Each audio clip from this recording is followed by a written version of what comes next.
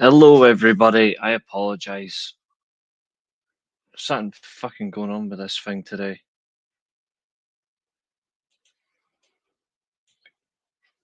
Something really going on with this connection. I haven't got a clue. It's really fucking agitating.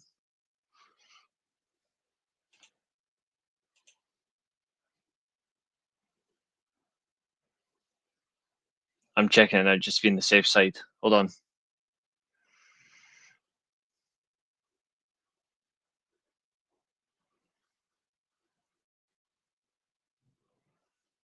The hell? Why is that so low?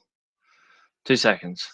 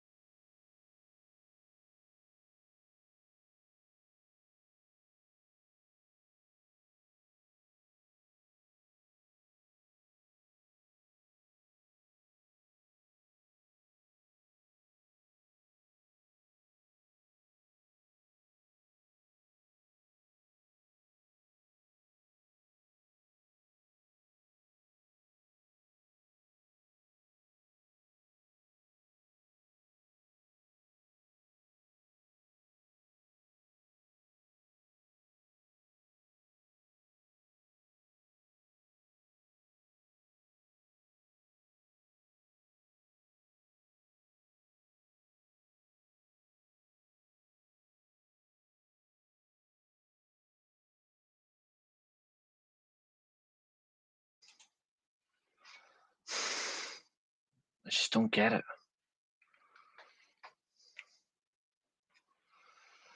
How is everybody doing, though? How are you all? The oddities to win all the championships. Fair enough.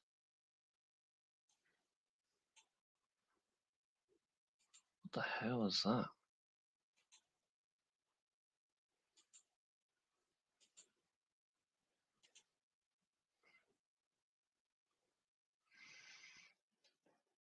Glad to hear it, mate. I'm glad to hear it.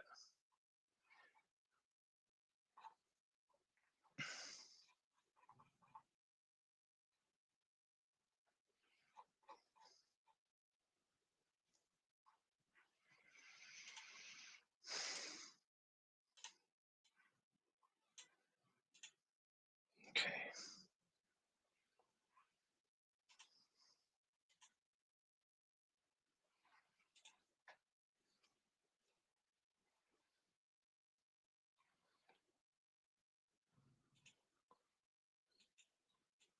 Hopefully it holds well.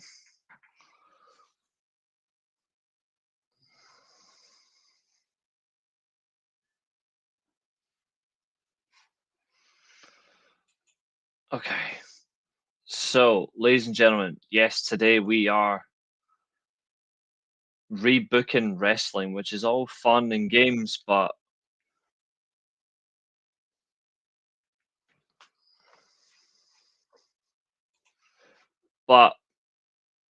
in order to do that, just to confirm, I'm just a vessel. You guys all get to play the piper. You guys get the enjoyment of being the test. All I've got to do is try and respond to you guys. And if I can bring some good to what you all suggest, that is the intention. Let's have a look here. See how this runs.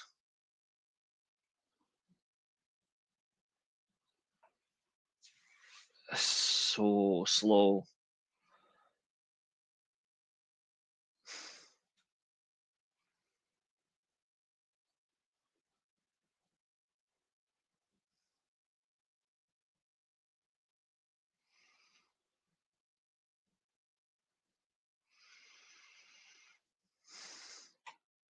So slow. I should be on well over 200 megabytes of download speed.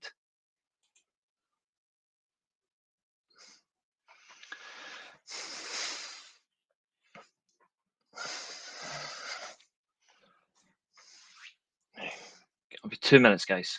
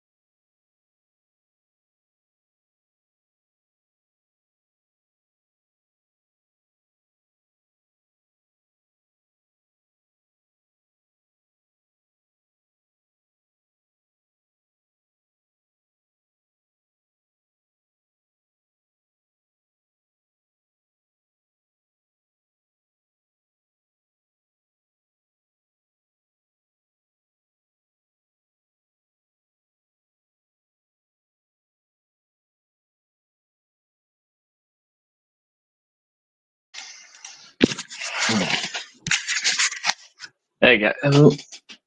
Hey guys, we are back and we are fine.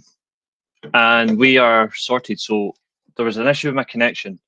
I was showing it like 6 megabyte a second. I've now gone up to 230. So we have our connection speed. And look at the show. It's actually running smoothly on YouTube. Right. As I was saying, tonight's stream.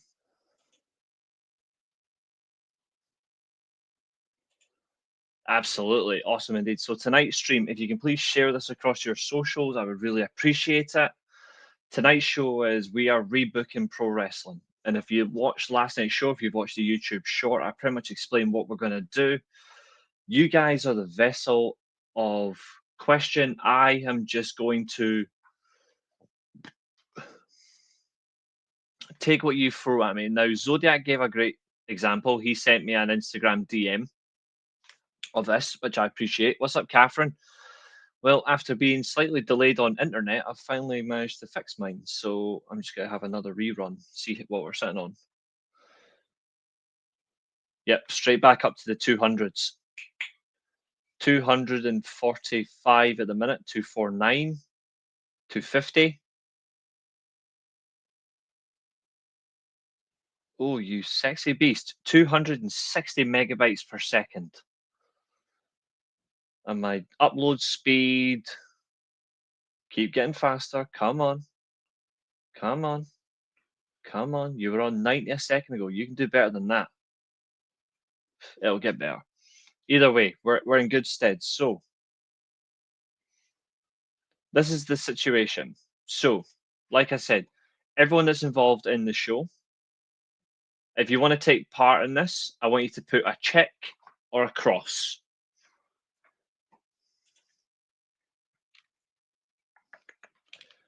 And I'm going to get up our favorite use of tool, Wheel of Names. Fernando, good to see you. It's good to see everybody in the chat. You're always welcome. Please do like, share, and subscribe, of course. I really do appreciate it. Zodiac wants in. Perfect. Zodiac sent me a fantastic suggestion. But will Zodiac land first? That is the question. Fernando's dropped a check. That's good. Josiah's dropped a check mark. Perfect. So let's add the names in. Zodiac, Fernando, Josiah. Fucking love that name.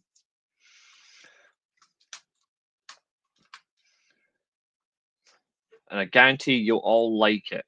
This is not going to be a bad show. It's going to be a great show because there's no time limit. Eventually the show will end, but there's no time limit.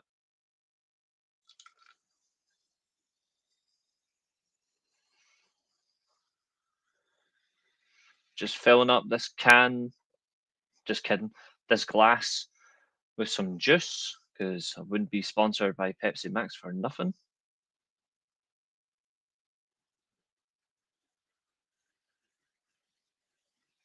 And even better, I'm on holiday next week and a couple of days into the following week.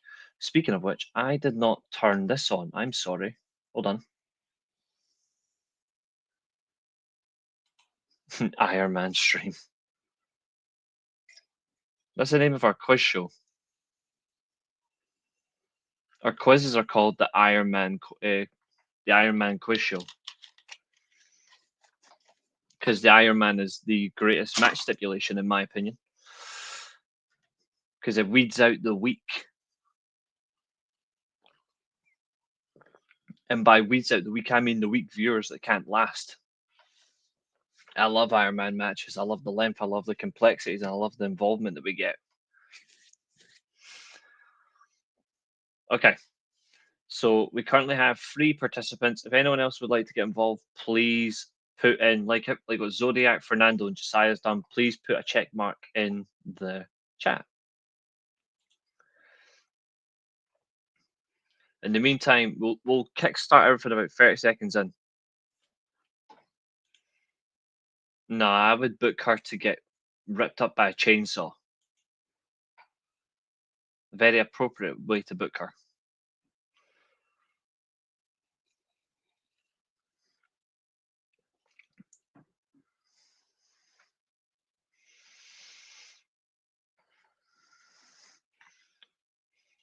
But and the one thing is, Catherine, this is not me. I can't pick anyone. I can't pick. It's you guys. All I got to do is respond. I know you have. I've read it. I really like it. I'm going to share it after the stream.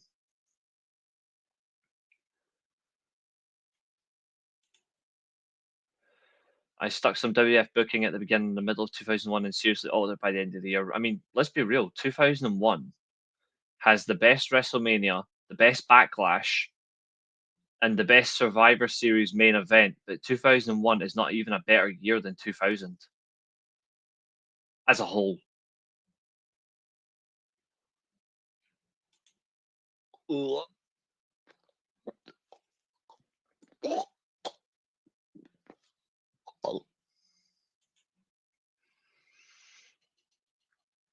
I'm going to start revoking spanners if we keep getting Dana Brooke praise.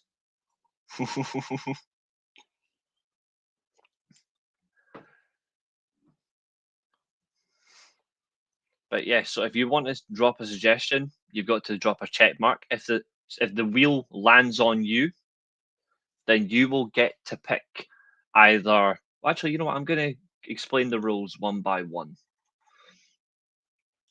So, rule 1. Well, I'll make it simple.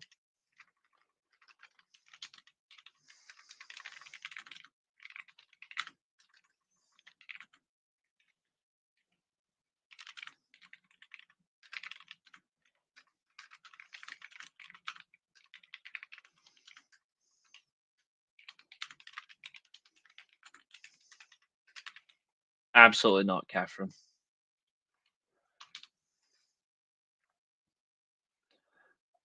Chris Benoit as well.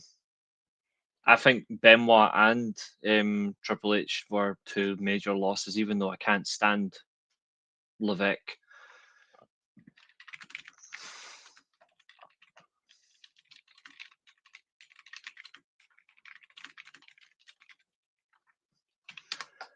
So this is what you're picking. You pick a wrestler in a specific year of their career. Like in the wee video that I did, the short, I said, for example, Taker 2007. Obviously, Zodiacs gave me a great suggestion. You could pick, say, Starcade 97. How would you rebook it? How would you change that? You get a company whole year, their whole year of pay-per-views, start to finish. Say WCW 1999. You get series of matches like, say,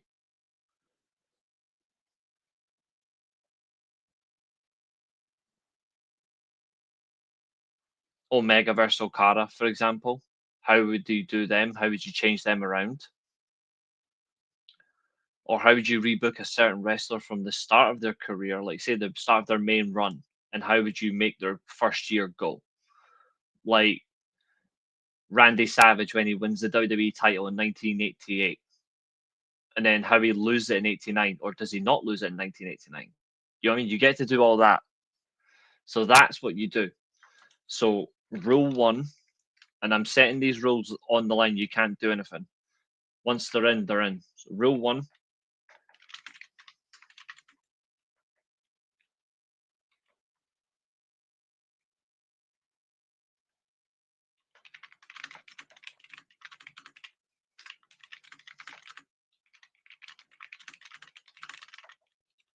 I think this is a very fair first rule.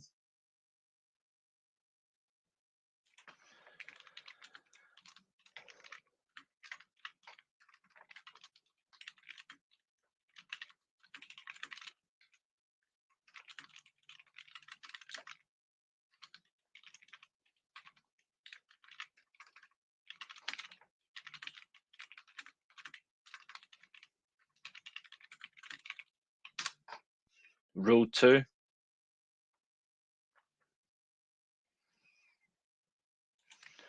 And rule 3.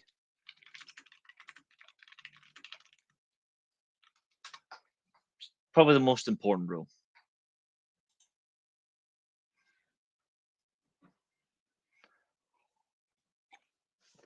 And I echo Josiah's statements. No, Goldberg does not have a right to be pissed off. He stole Bret Hart's proper retirement. He tried to kill The Undertaker by being an absolute pleb. The only thing Goldberg deserves is a slap in the face.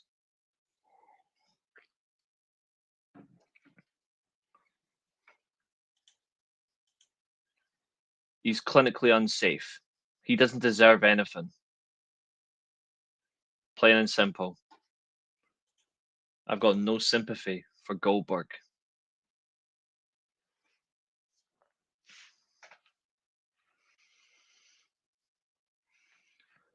But yes, so what does everyone think of the rules and the concept of the show?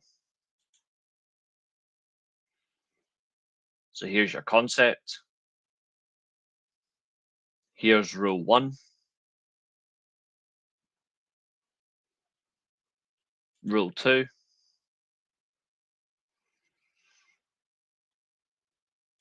And rule 3.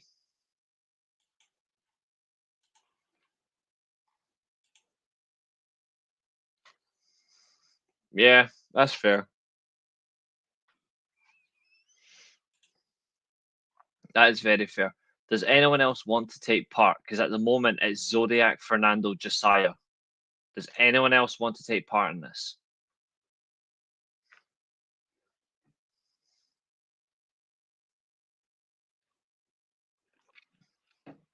If not, then we will spend a good chunk. Hello, Roy Sheen. How are you? Roy Sheen, do you want to take part? If you want to take part, all you need to do is put a check mark in the chat. If Owen retired Austin, would you feel the same way about him? Yes. Yes. Without a shadow of a doubt.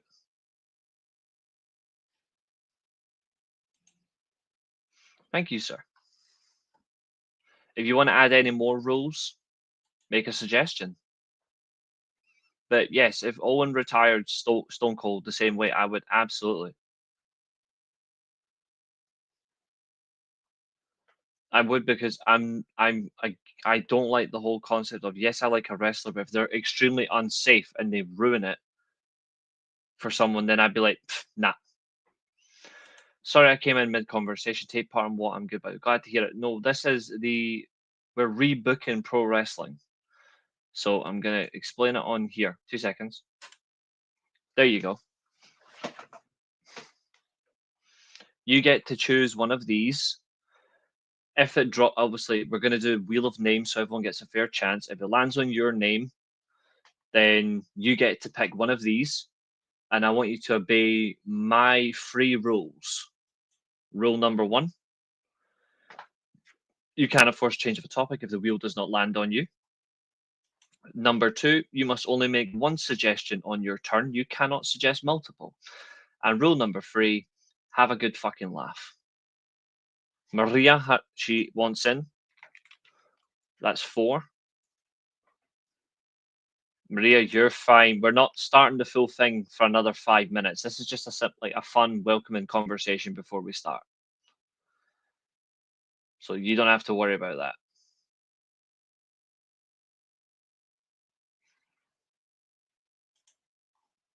We're going to start the festivities at the 30-minute mark. So 4.5 minutes. But whilst we're at it, if you guys can like, share, and subscribe, I really would appreciate it. We are at 381 subscribers now, I think, which is crazy. Roy Sheen wants in. Perfect. I want to see what you guys suggest or think. Wonder if Catherine will take part, because Catherine will probably have someone in mind, or a year, or event. We certainly are going to see. Remember, if it lands on your name, then you're the only person that can make a suggestion. Everyone else in the chat, you can contribute to the booking, but you cannot suggest a topic if it lands on someone else. Same here. I've seen people are moaning about the trios match.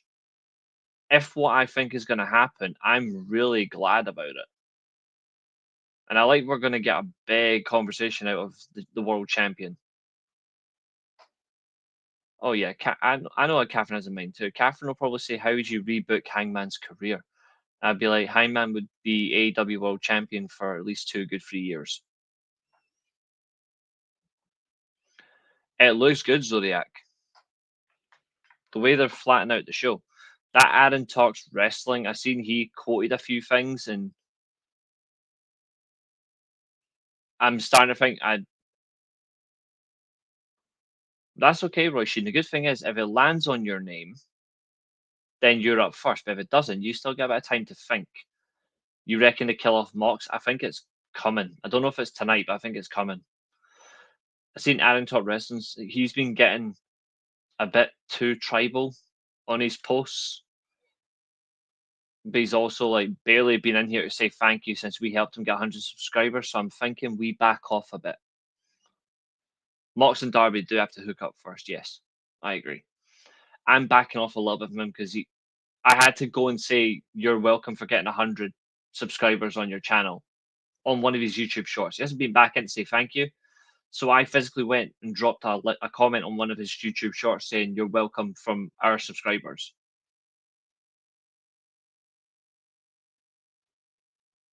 Because I'm not liking his Twitter posts as well. I'm not actually liking what he's posting.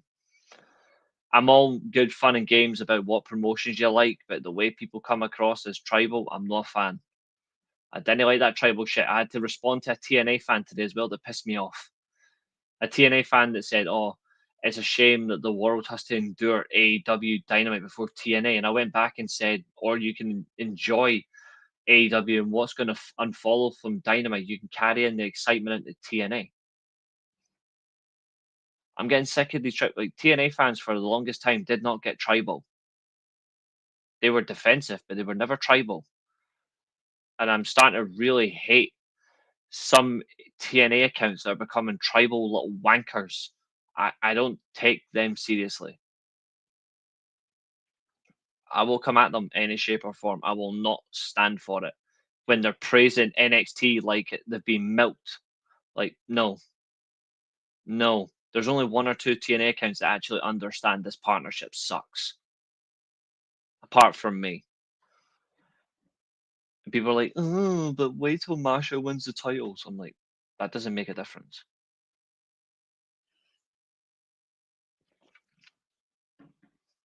Now they're all getting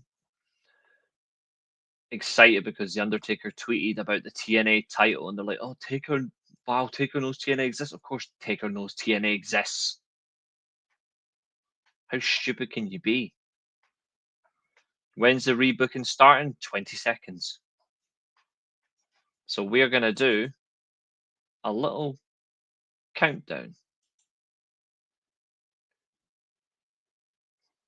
8, 7, 6, 5, 4, 3, 2, 1. Let us begin. Absolutely, self-reflection, but it's just ridiculous. You can have a bias or a favorite, but when you go full tribal, it's over because it's just petty and it's not even funny. Get the Jericho. I wish I could.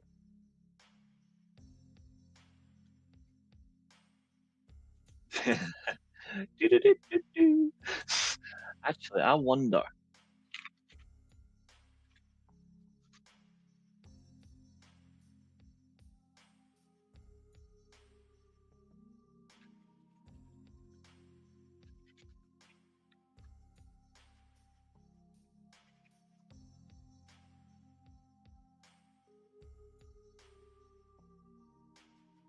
Actually, I quite like this.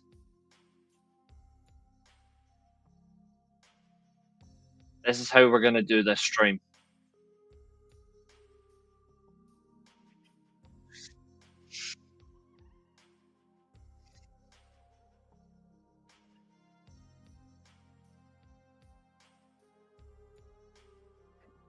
Okay.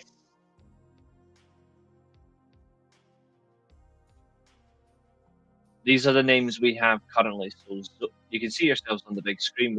I'm not going to remove your names. I'm going to do an order. So where is... I need notepad. There we go.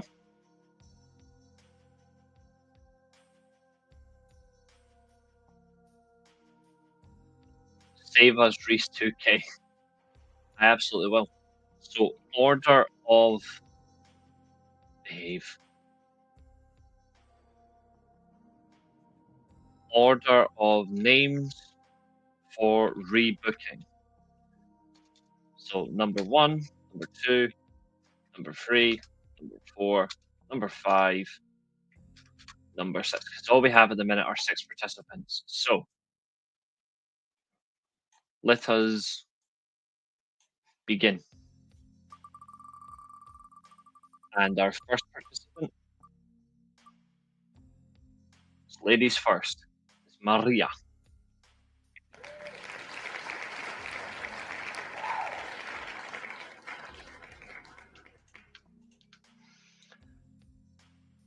So I'm going to remove. Number 2,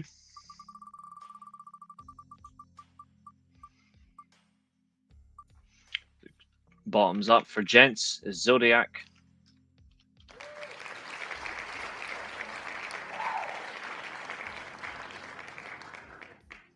Actually, it's 5 entrants, never mind. Entrant number 3.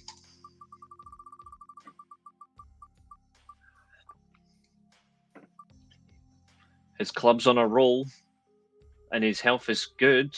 It's Josiah.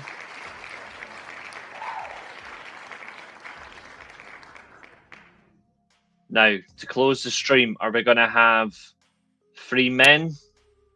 Or are we going to close with Roy Sheen spoiling the tangible hold and grip of men in the role? Let's find out.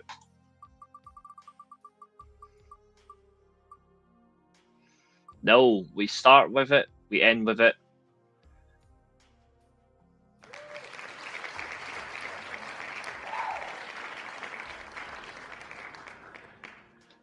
Our former champion, he comes in second last, but he may have a good suggestion, so we will certainly not fear.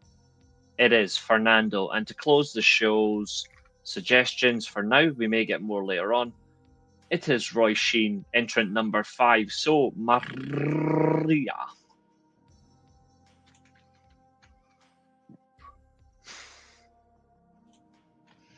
Maria, you are first. It can be anyone you want. It can be any company for a specific year. It can be any pay-per-view. It can be a series of matches. Anything you like. But you have first honor. Who are you picking? Or what are you picking?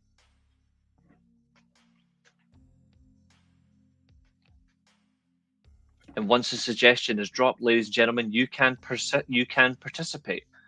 Okay then. Lovely. Rebook Starcade 1997. I like it. I like it. Zodiac, I'm going to reveal to everybody for the first time tonight. You suggested The Undertaker 2001.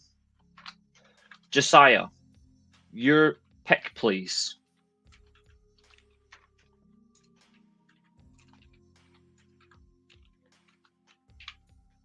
I have a feeling I know what Josiah has in mind.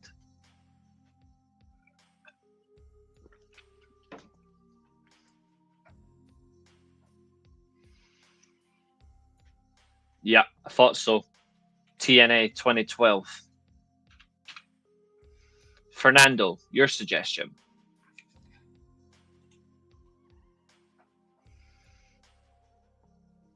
Remember, it does not have to be a pay-per-view. It can be a couple of matches. It can be a feud. It can be a rivalry. It can be an entire company. It can be one wrestler and a year of their career. And the good thing is, it will be done fairly. Even if I don't like the wrestler or whatever, it's still going to be done fairly. I'm going to treat it like I'm being serious. which is all the time.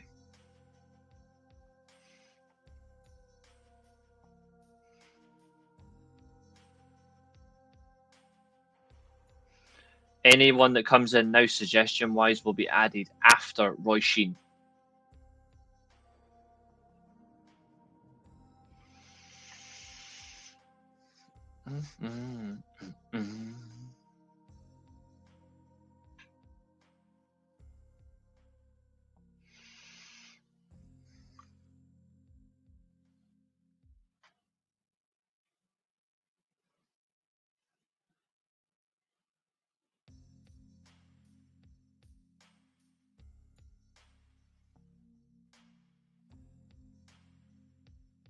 Just waiting on Fernando. Fernando, are you still there?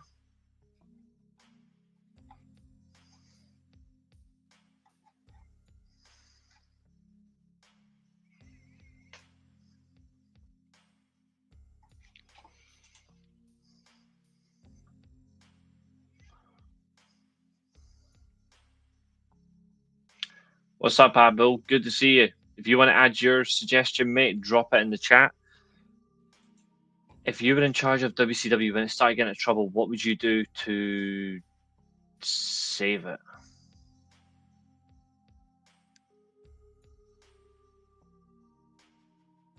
Okay. So how would I save WCW from basically late 99 into 2000 onwards? So basically post Starcade 97 is when it gets really bad for them, but it's getting worse from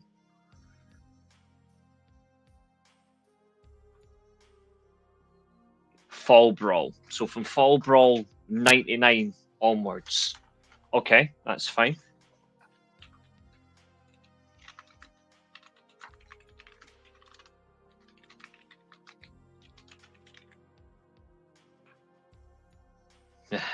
Don't worry, I got a few ideas. April 2001 is the final year. They did, bastards. Roy Sheen, can you drop your suggestion for me? Save us Y2J, can't remember the year. I do.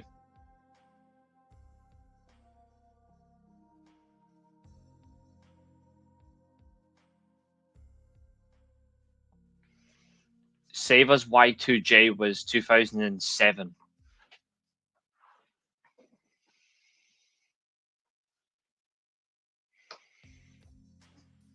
After Survivor Series.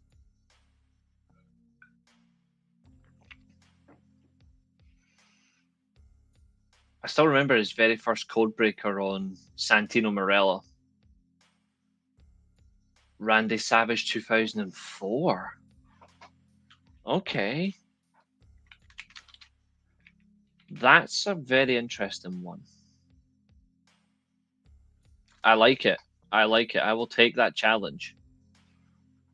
I did not expect Randy Savage 2004 to come up, Roy Sheen. That's a really good pick.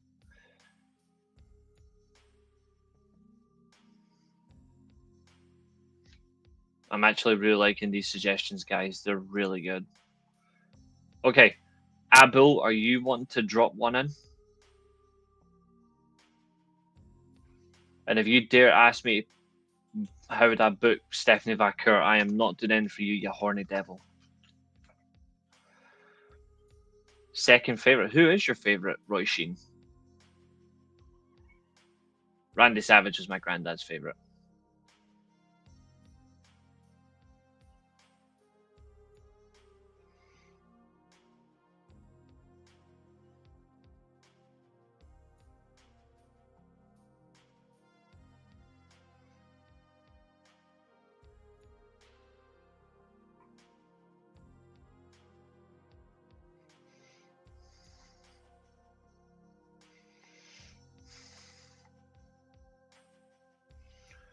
Alright, okay. Fair enough.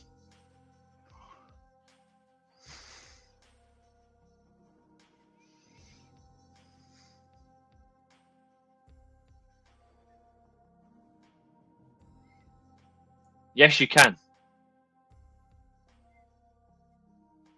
You absolutely can. So Abu wants me to go Chris Jericho's Second Coming. Okay. So that is Jericho.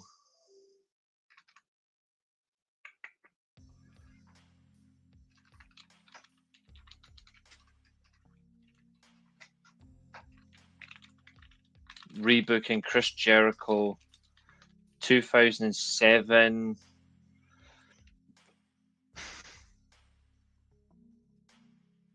How far would you go in his Second Coming though? Because he wins the world title in 2008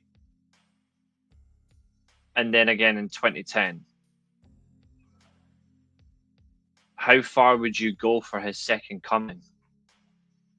Because he's obviously he turns heel for the Bash, which is in June 2008.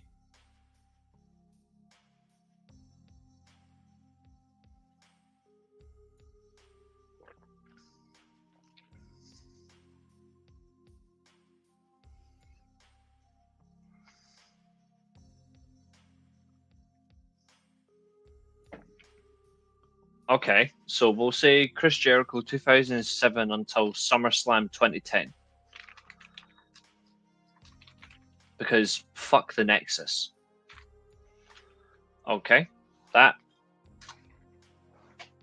a good one. Okay then, so let us begin. And the lovely Maria has gave us our first suggestion. She has suggested Rebook Starcade 1997. So, Starcade 97. Let's look into it.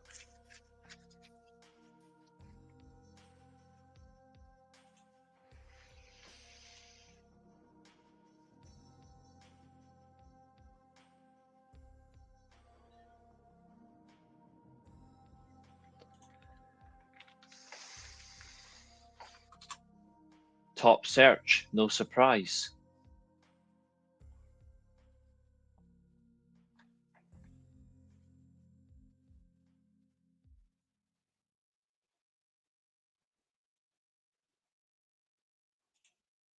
I'm not interested in that.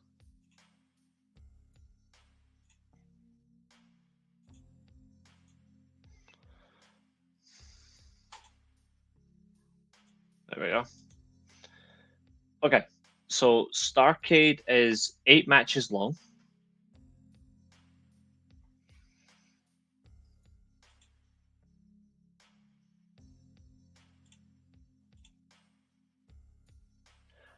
Eddie Guerrero versus Dean Malenko did open the show.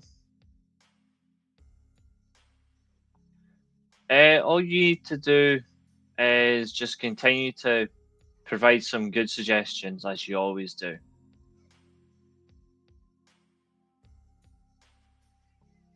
But it is good seeing you, Roy Sheen, so look after yourself, and I'll see you next time, tomorrow indeed. Second Coming from heel turn in 08 till he leaves in 2010.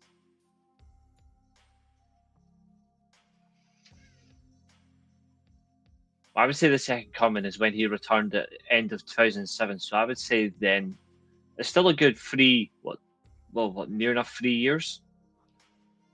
Okay. Let us share screen and let's do this together. I'm going to go to the bigger screen. There we go. And I'm just going to remove these just a little bit. Okay, ladies and gentlemen.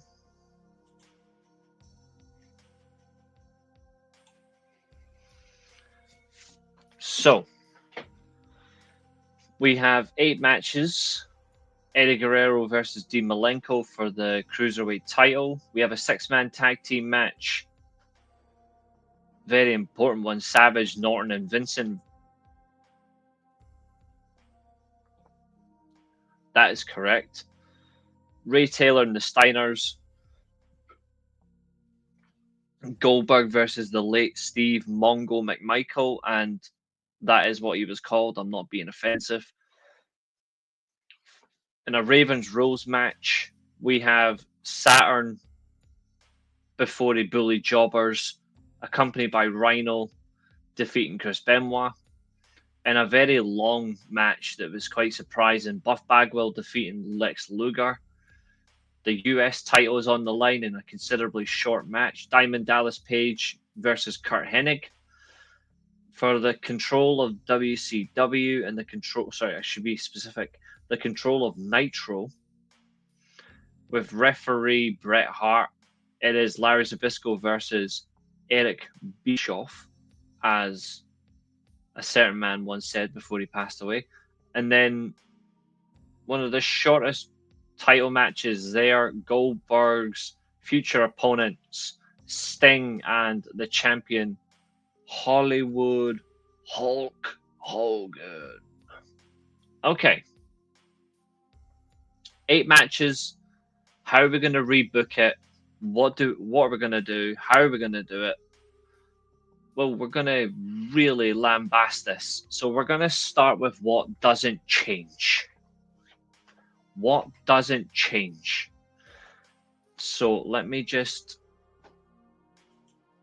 see if I can make it work like this.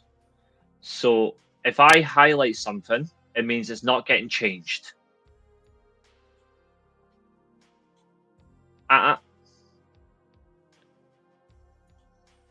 Nope. Nope. And no. So from 8 matches, 4 of them are unchanged. Correct. Wood from the hood. So let's look at what doesn't change. So Eddie Guerrero defeating Dean Malenko for the Cruiserweight title. He defends his championship successfully. So what doesn't change is the match. Josiah, no, we do not. We can make changes, and we're going to make some good changes. Trust me. So, Guerrero versus Dean Malenko. This match stays, but this match goes from 14 minutes 57 seconds to a solid 18-minute match. We give the two high-flying, well, one high-flying technician and a heavy body technician 18 and a half minutes each to compete, because a title deserves a lot, and these two deserve arguably the most on this show, apart from the US title and the world title matches.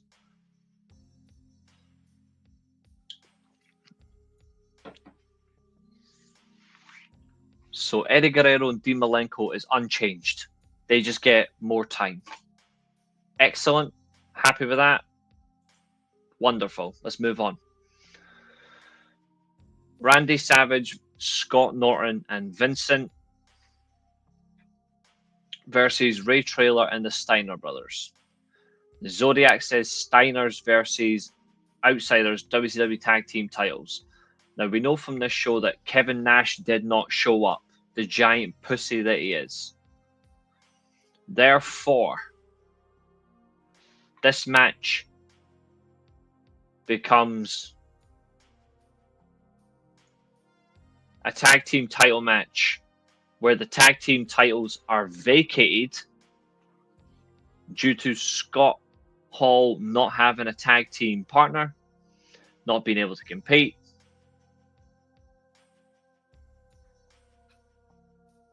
And instead, he maintains his match with Larry Zbyszko. So, in this tag team match, we have 4 tag teams competing in a 4 corners elimination tag team championship match. And we have the following: the Steiner brothers, Harlem Heat. We have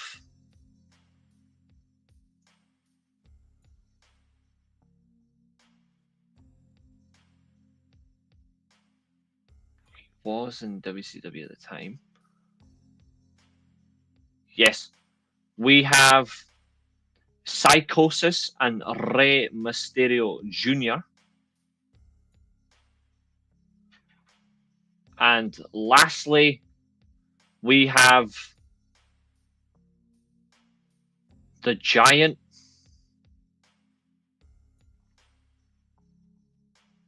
and Lex Luger in a Four Corners elimination tag team championship match for the vacant WCW World Tag Team titles. What's up, Billy? Good to see you, my man. If you want to get involved, mate, let us know and I'll explain the rules. So this is what we're doing.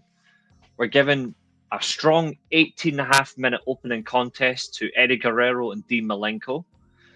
We're changing the 6-man tag to a Four Corners elimination tag team rules match. We are changing Goldberg versus Steve McMichael to both men removed from the show. No Goldberg, no Steve McMichael. They're both off the show. And it's not because Bret Hart's the referee. It's just this match, we don't care.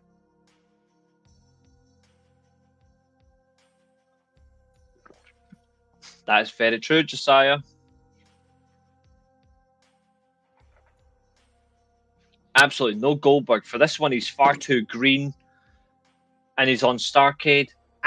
Not on my watch. So, just to reconfirm,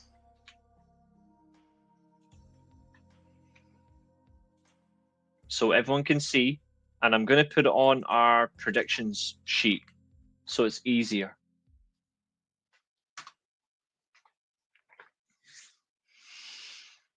I think this might be the best way to do it. So,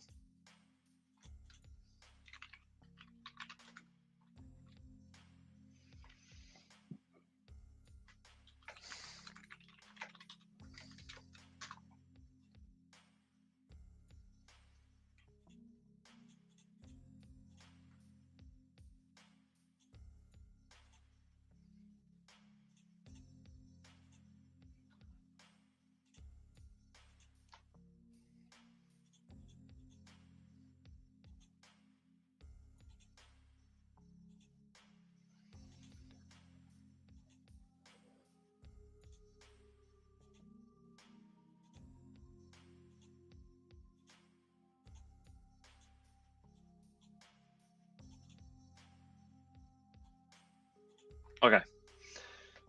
So,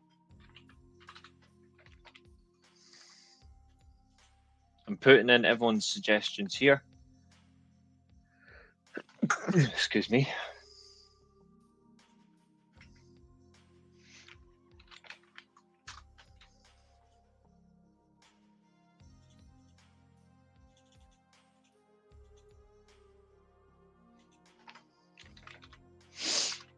What was the order again? Let me just get the order. Not the Phoenix, because that's crap.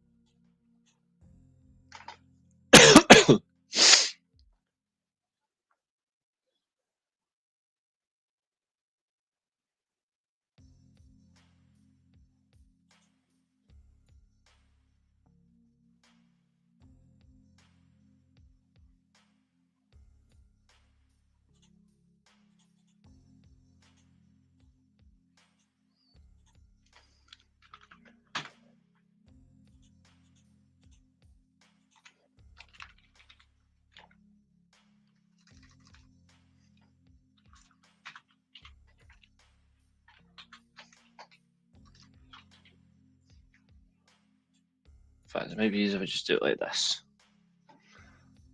What's everyone saying? Let me just have a look.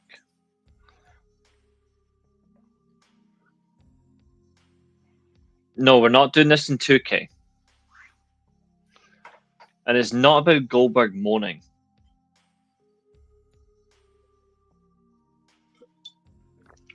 Trust me, Zodiac, I've got something in mind. Don't you worry.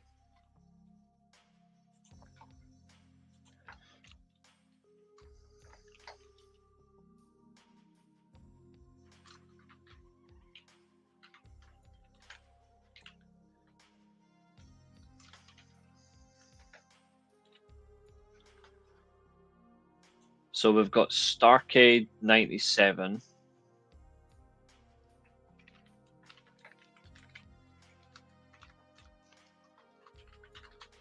I really like these suggestions, by the way, guys.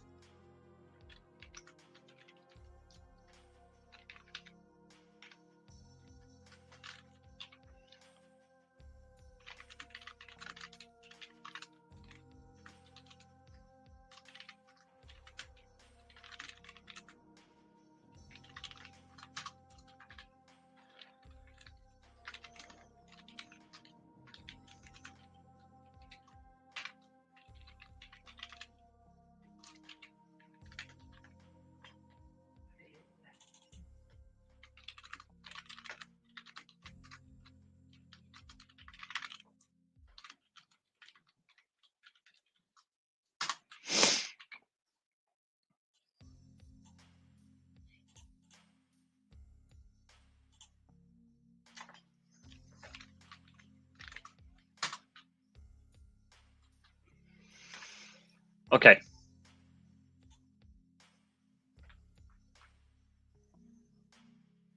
Oh, absolutely. So, I'm going to switch the third monitor back on. I'm going to need the third monitor after all.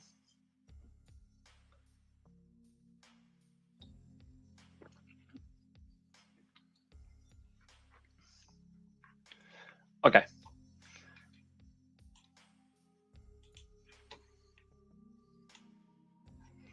So this is what we've got so far, right? So these are your current topics. And if you want to get involved, just drop your name in.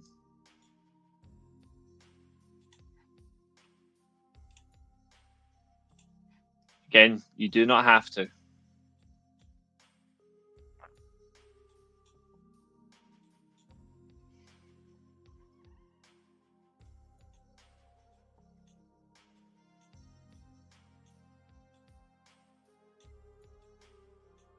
There we go.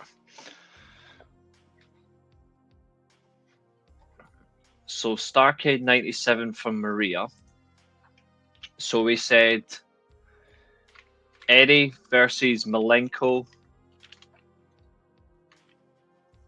gets 18 and a half minutes.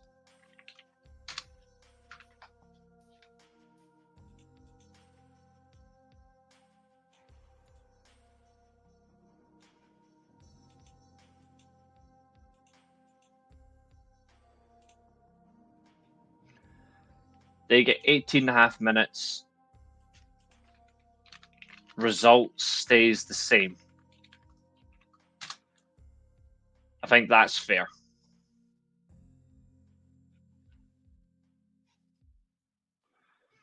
Match number 2. Just for everyone to see again. Here we go.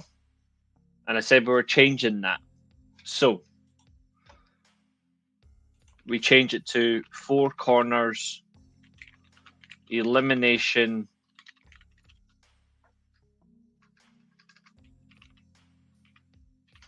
rules match,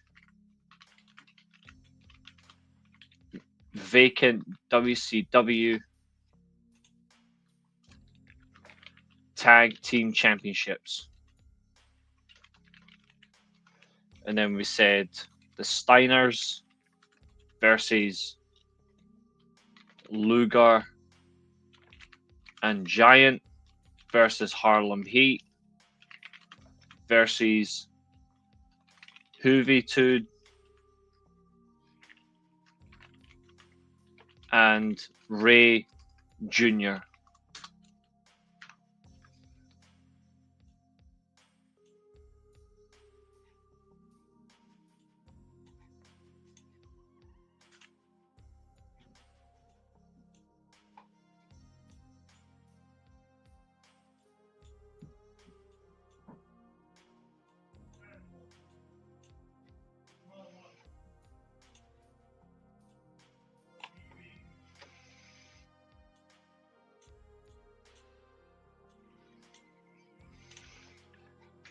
And the winner,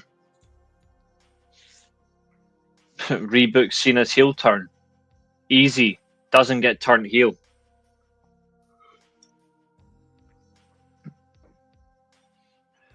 But I've got the way we do it. And the winner,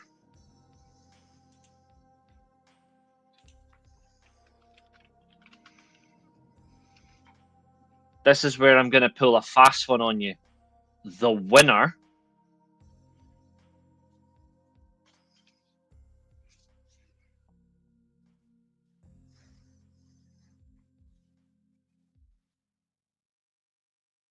you're going to like this. But I just want to check one little thing before I do.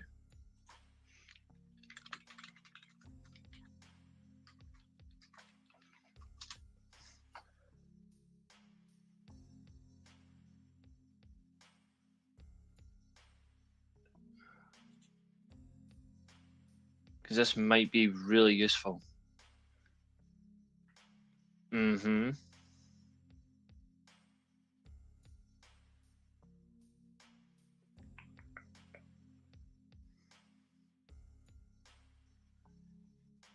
Yes.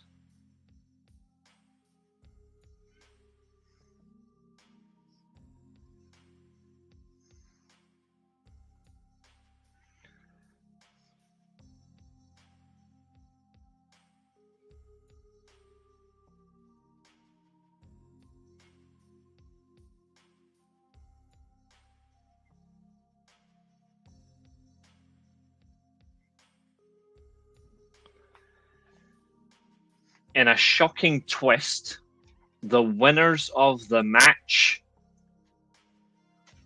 because the booker gets to make whatever shit he wants, the winner of the match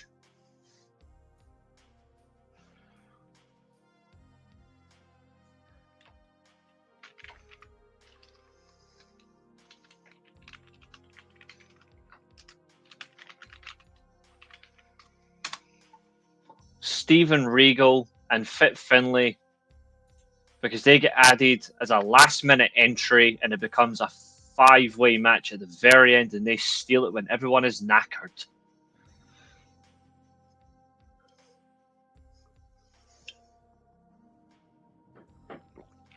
A proper twist.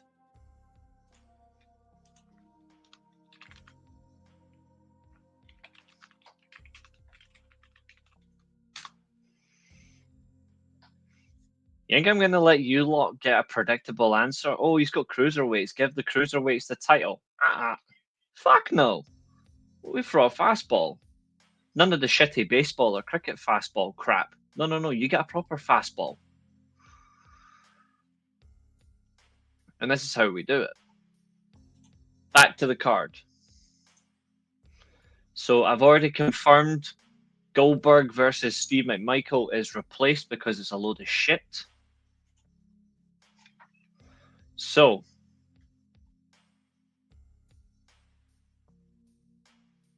I'll gladly grant you that one.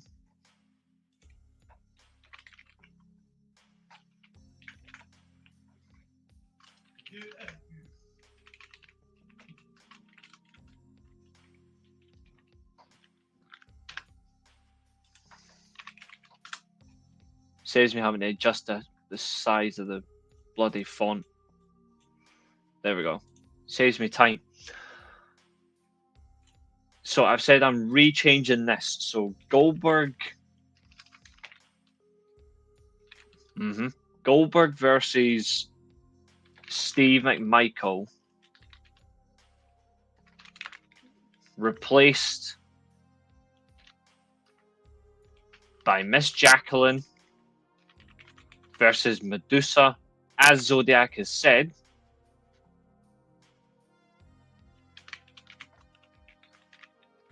In a hardcore match.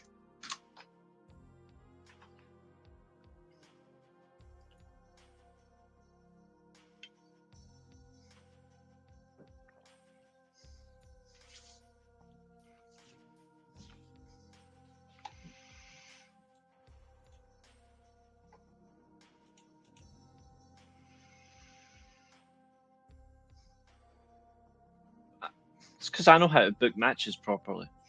This is how we do it. Saturn with Raven defeats Chris Benoit and Raven's rules. That gets changed as well.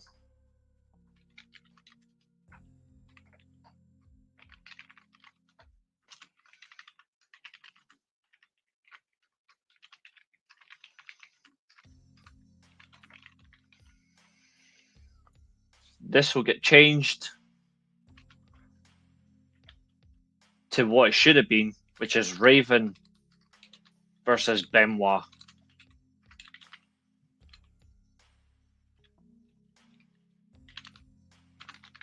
In a steel cage.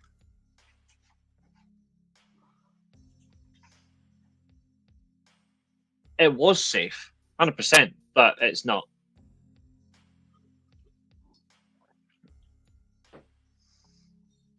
It was going to be, but then I thought, we didn't really get the match we actually wanted. Ooh. Alright, let me go one further.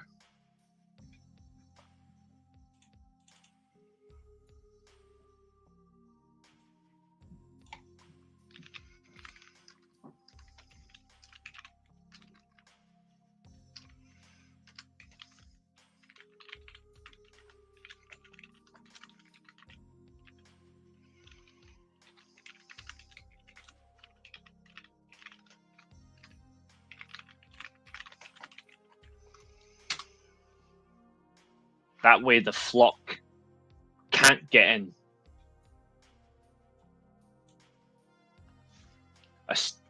So you get the Rings of Saturn versus the Crippler Crossface inside a steel cage.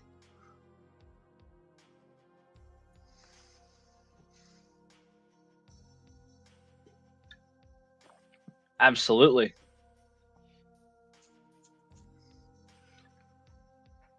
I don't want any interference between these two. For these two, I want it to be a good match.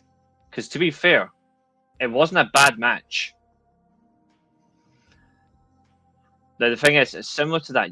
The steel cage. Nah, you only get one pick, Keen. You only get one pick. For now, anyway, you get one pick. So for now, this is Maria's event. And she picked a pay-per-view that really does matter to me.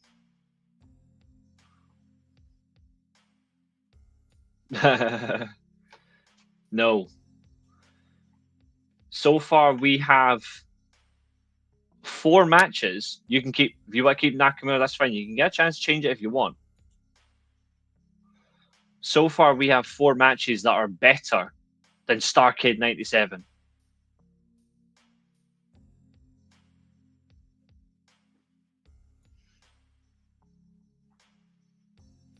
Ultimate Submission is a great match. The next one is Buff Bagwell versus Lex Luger. Well, Buff the Stuff obviously doesn't get Luger because Luger is losing the tag team title scene. So this match is combined into another.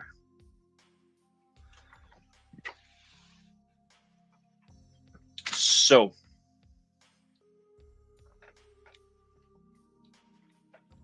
DDP versus Kurt Hennig.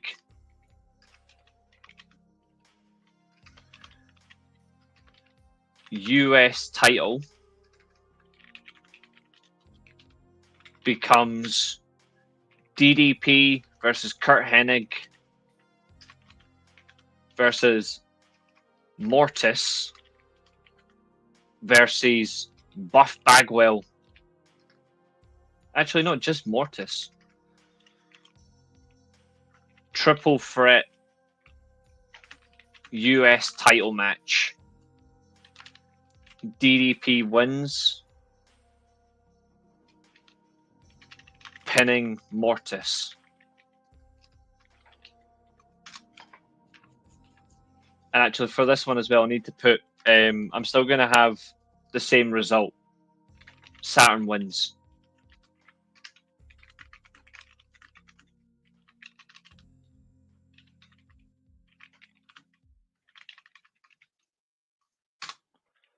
Benoit passes out to the rings of Saturn. We'll just put excessive blood loss. Already, I've saved Starcade.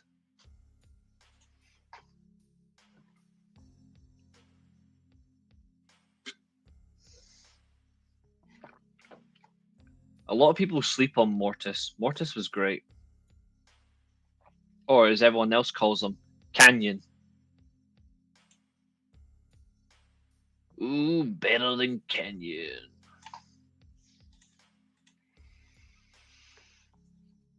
Right.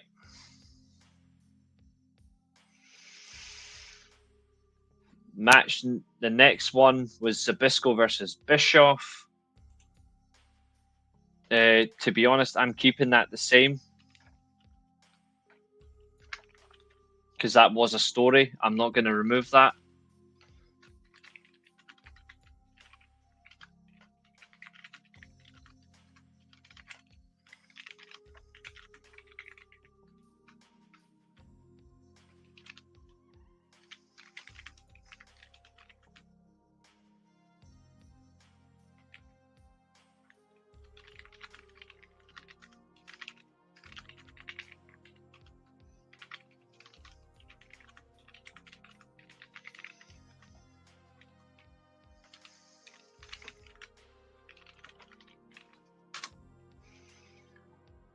I'm making the change. The referee is replaced. Bret Hart is not the official. I'm giving the role to Roddy Piper.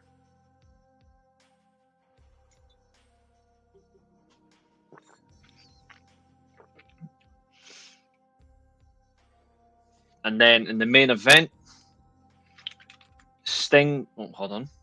It would help if I was actually on the bloody sheet.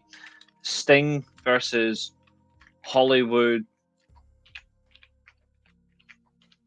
Hulk Hogan.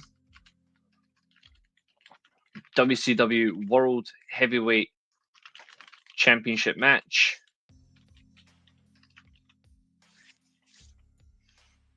Well, this is very easy to change.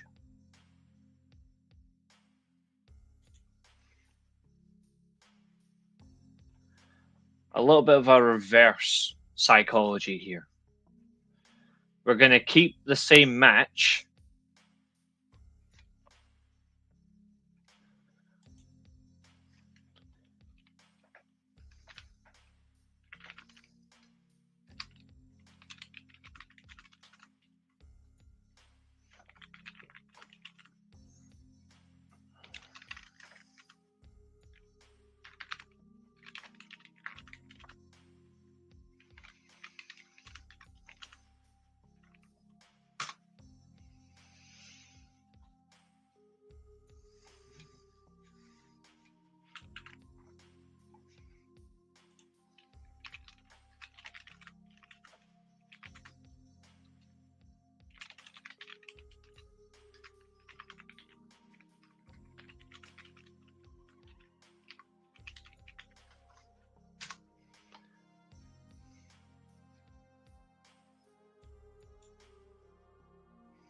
So there we go.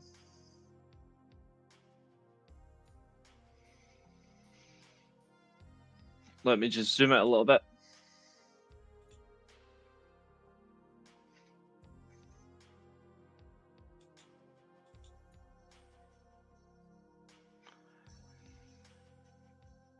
Ladies and gentlemen, that is Starcade 97 rebooked.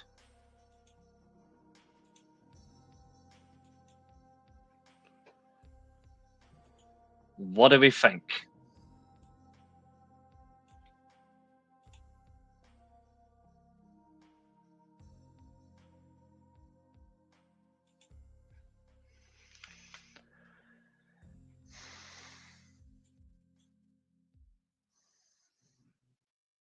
To recap, Eddie Guerrero versus Dean Malenko, they get more time. We get a four corners elimination, but as the chief booker, we make a sneaky addition to the match. And Fit Finlay and Steven Regal become champions. They last pin Luger and Giant, by the way, for entertainment. Goldberg versus Steve McMichael is replaced by Miss Jacqueline versus Medusa in a hardcore match. Saving Grace. Saturn versus Benoit in a Ravens Rules is replaced by the same opponents, but it becomes a steel cage submission rules only. Saturn wins because Benoit passes out after being battered too much, or CTE. Larry Zbyszko, so the singles title match gets all the time that, well, a little bit extra time from the 16 minutes that Buff Bagwell was allocated. I'm allocating 5 extra minutes to this match, so it goes 16 minutes. So 17 actually, because they went 11 minutes. No, they went 10:52. So I'm giving them 16 minutes, and I'm giving 7.5 minutes to Sting versus Hogan, and that becomes a 20-minute match. So the main event goes 20 minutes. The US title, the secondary main title, goes 16, which is more appropriate. And we add throughout. The Cruiserweight title gets 18 minutes because it's Malenko and Eddie. I mean, come on. And Buff Bagwell gets taken off the show because Buff Bagwell was just crap. Larry Zbyszko versus Eric Bischoff with Bret Hart as the special guest referee. Bret gets removed because this is not where Bret should be. Bret's the main event. He's got nothing to do with this crap. So he's replaced by Roddy Piper. And Larry Zbyszko, as he does, he wins by KO. Sting versus Hollywood Hogan, world title. Instead of Nick Patrick as the referee and his corrupt skills as a ref, he is replaced by Bret Hart. Bret Hart, before the match, is announced that he will have the first world title shot, no matter who the champion is,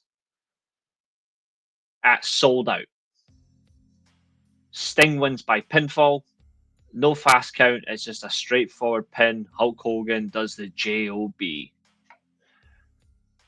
Based on the previous Starrcade, like how it was, 97 Starrcade, the actual card. Guys, what do you rate the original card and what do you rate the new card?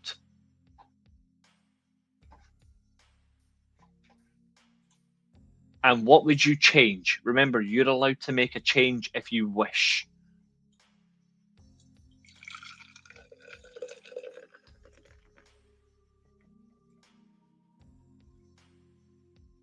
Original card was a 6 tops, no problem. I like the original, to be fair. But I like the fact that this is what we've came up with.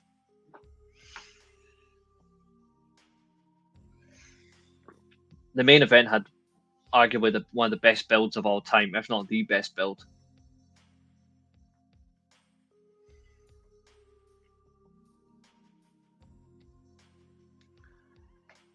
Six for OG, 9 for New G. Appreciate that. Thank you, mate.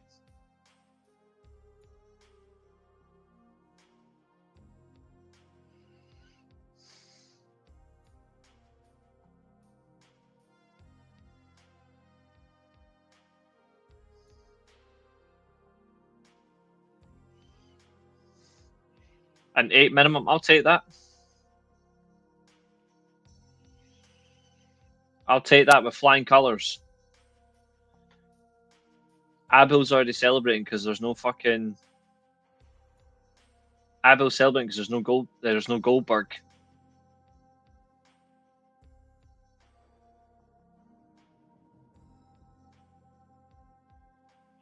In fact, I think we're all celebrating that there's no Goldberg. Don't worry. OG6 U9C Josiah, you're my guy.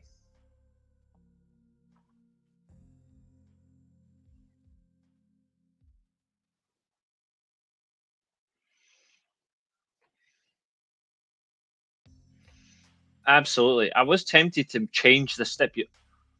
Ooh, I have an idea. I have a better idea. Let me make a change.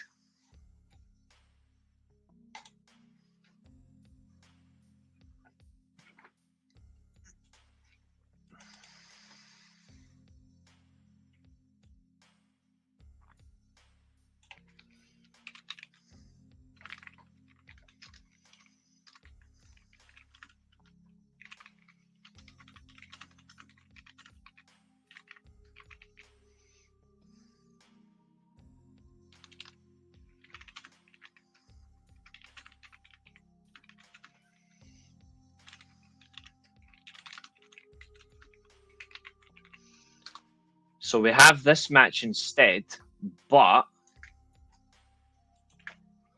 in between,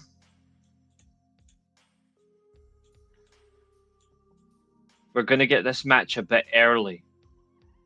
Well, where'd it go? What the hell? No, no, no, no, no. Where'd it go?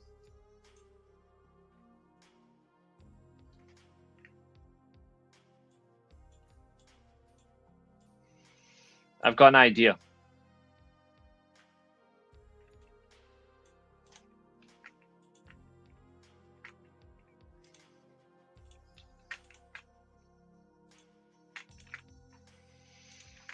Put these guys here. Because in between, I'm going to put a different match.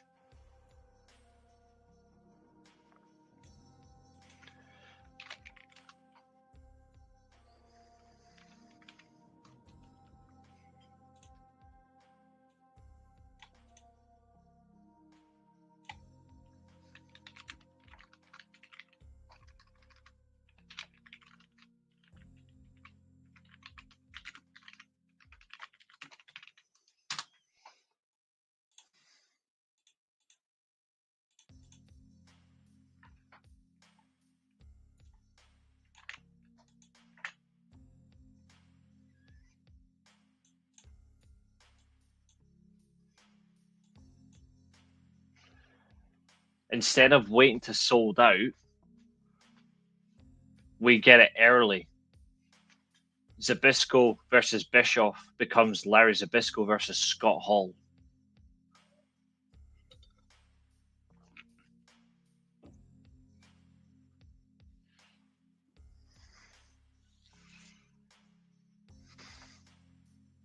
I think that's actually better. And that still keeps a 7-match event as well.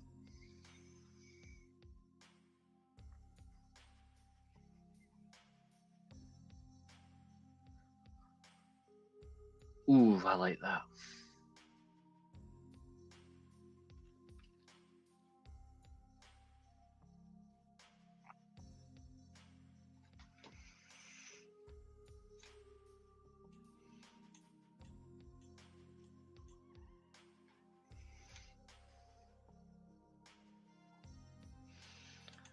Okay. Zodiac picked Taker 2001. So I have to actually go to my phone for this because he did message me this. I quite liked it. So let's evaluate the situation.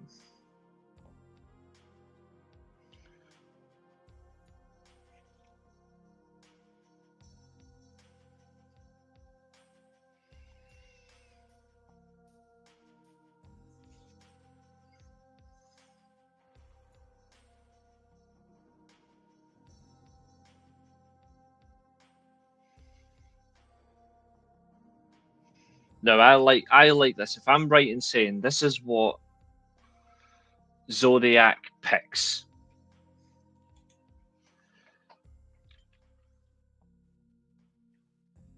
Originally, yes, which I like. So Zodiac, you just tell me if I'm right or wrong by your interpretation. So WWF title match, Triple H versus Kurt Angle.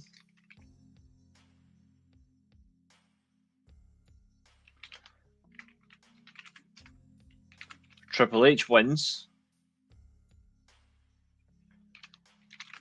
and Taker wins the Rumble.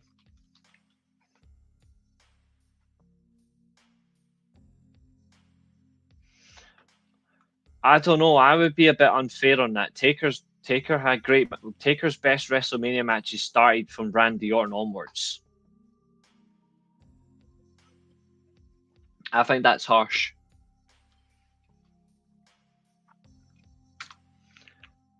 So that's the Royal Rumble.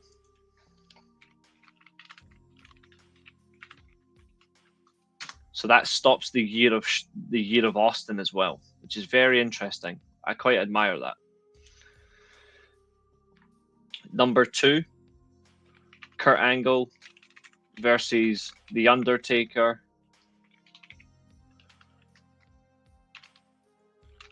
Number 1 contenders match for the WWF title at WrestleMania.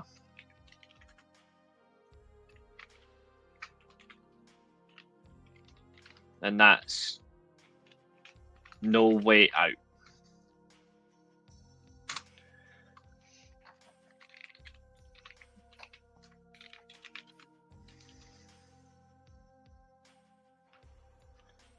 So the champion in this timeline is Triple H. WrestleMania X7, same match.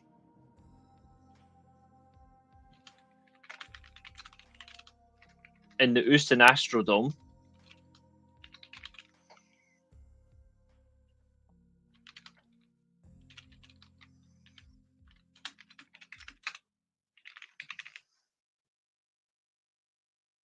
Versus The Undertaker. And I'm assuming Zodiac Taker wins the title.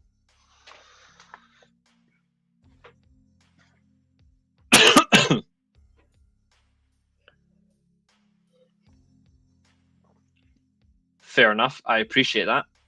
But this is The Undertaker obviously being booked the whole way through. So I'm going to assume, yep, Taker wins the title. Undertaker becomes a 4-time WWF champion. Yeah, they need to make sure they capitalize big. So Backlash 2001.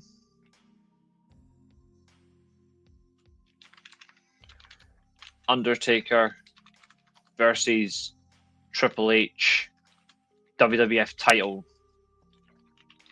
rematch. Taker wins. We go to Judgment Day. In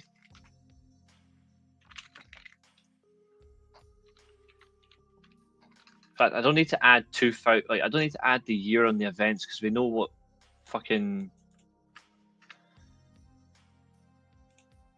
We know it's 2001. That's my fault. Hold on. Judgment Day, same match. Undertaker versus Stone Cold. No holds barred.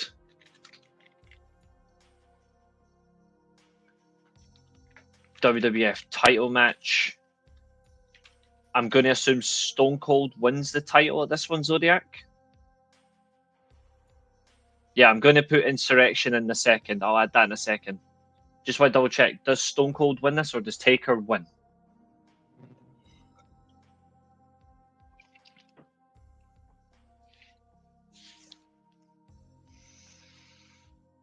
Stone Cold does not win the title. That's fine. So let me just drop this. So you have Insurrection, WWF title match, Undertaker versus Kurt Angle. Love it. I love it.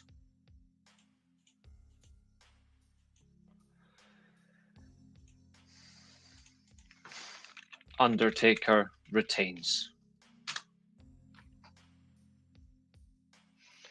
The next one, Zodiac has a great match at King of the Ring. Listen to this one, ladies and gentlemen. Oh, wait and see. I'm going to show you in a minute. King of the Ring.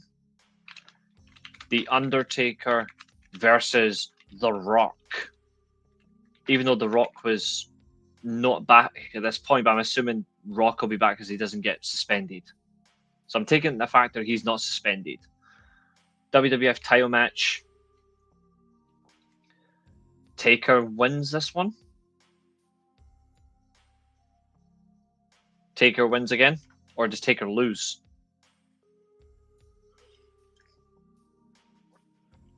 He retains until Invasion, and that's the multi-match. So I'm assuming he has to lose now. Taker wins at King of the Ring. Okay. So now we get to Invasion.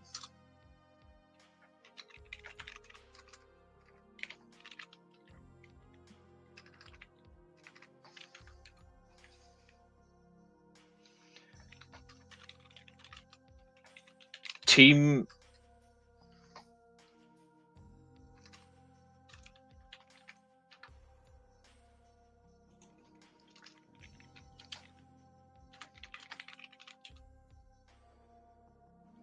Yeah, I like that.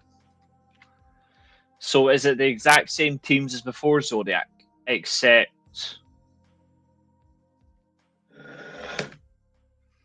Is it the exact same teams in the Brawl, except The Rock is now involved?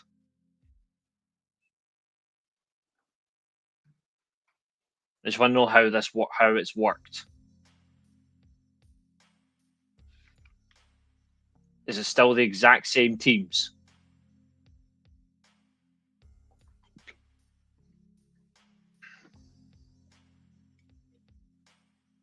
Because DDP was in that match as well.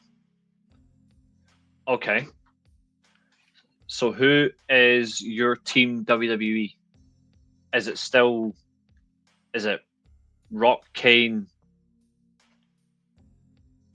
Taker, Austin, Jericho, or Angle? Who's your team?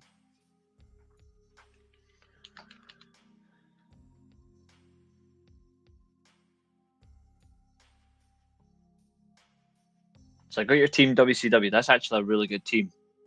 And I have a feeling I know. So yeah, okay. So Taker, champion, versus Taker, champion, Austin, Triple H, Rock, and Angle versus Sting, Hollywood Hogan, because we've got the rights to the contracts. This is our show.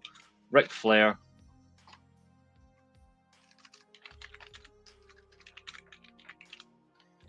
Scott Steiner, and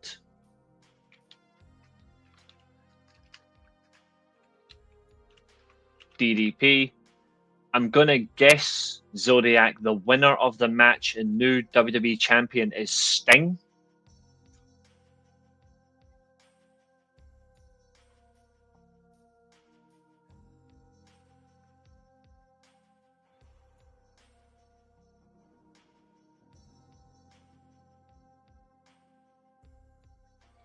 I'm assuming Sting is your new champion based on one of the matches you've listed.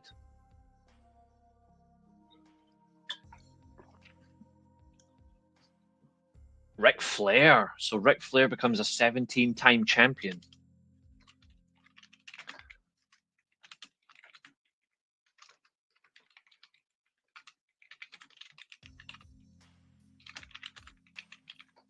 I'm liking this. Next one is SummerSlam, and this one is a treat.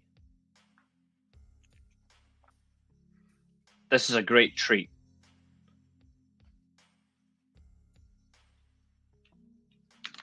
The Undertaker versus Diamond Dallas Page. Hell in a Cell match.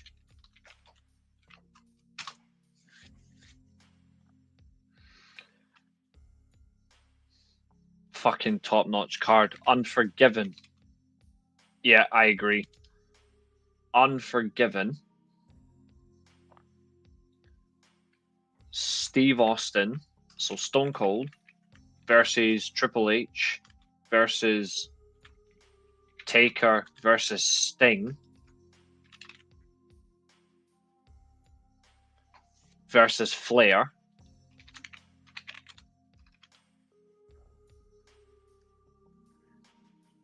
In a fatal 6-pack challenge. Taker, Austin, Flair, Hogan, Sting. Oh, Jesus Christ. And who wins this one? I'm going to assume this is back to the WWE now to win the title.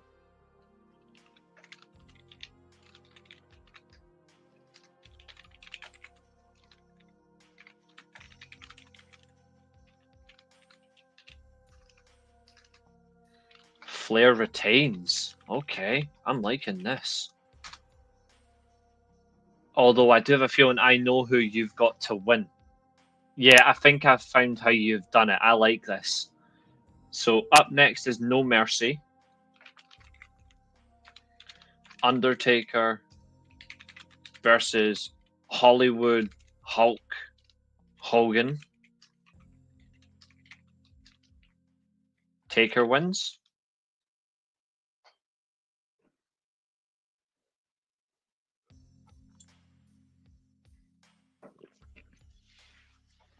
One-on-one, no gimmicks. Absolutely. Yep, Taker wins. Okay. Then you've got Rebellion. This is a top-notch match. The Brothers of Destruction versus the Outsiders.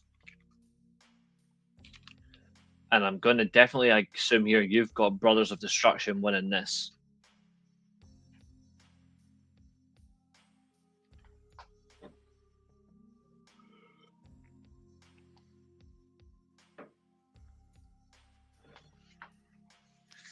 Or have you got a spinner in the Mercs and you've got the Outsiders winning? Versus Dudley Boys. Sorry, my bad. Taker and Kane win. Okay.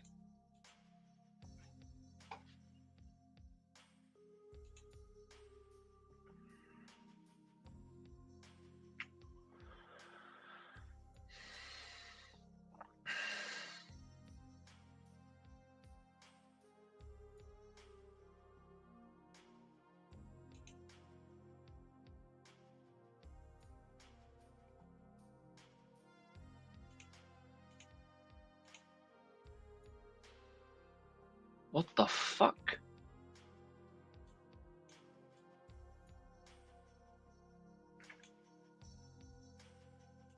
What the fuck happened there?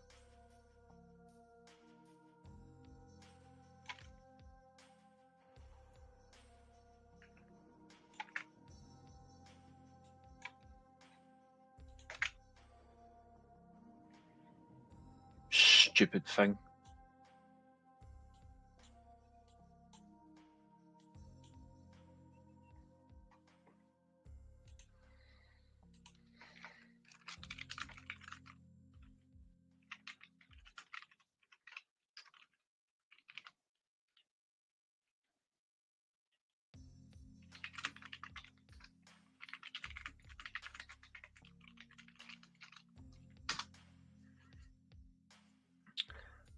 Yes, we do.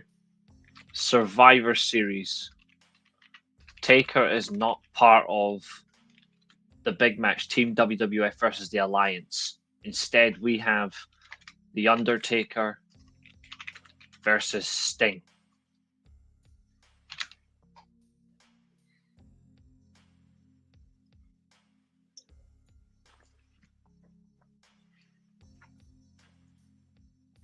Who have you got, Zodiac?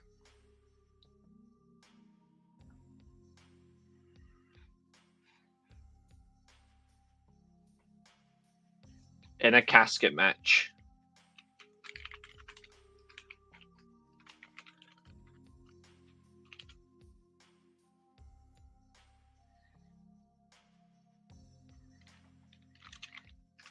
And then the final match,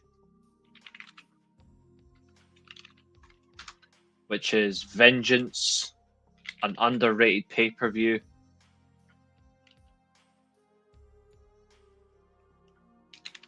WWF title match.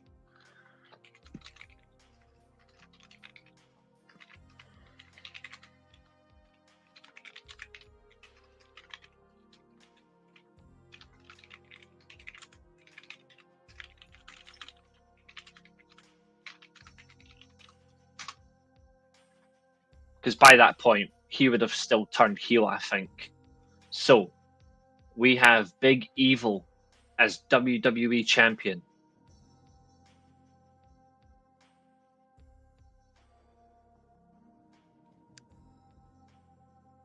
Ladies and gentlemen, that was Zodiac's booking for The Undertaker of 2001. What do you think?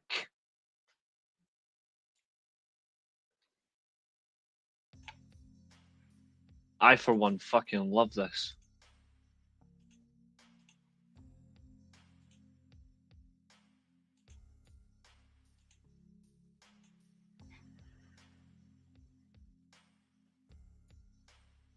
Exactly how it should be.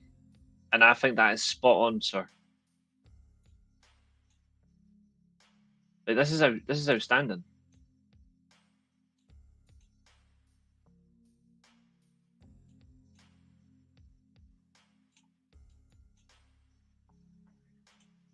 Solid 8 out of 10. I agree. Josiah, what makes an 8 out of 10 for you and not a 10 out of 10? If you don't mind me asking.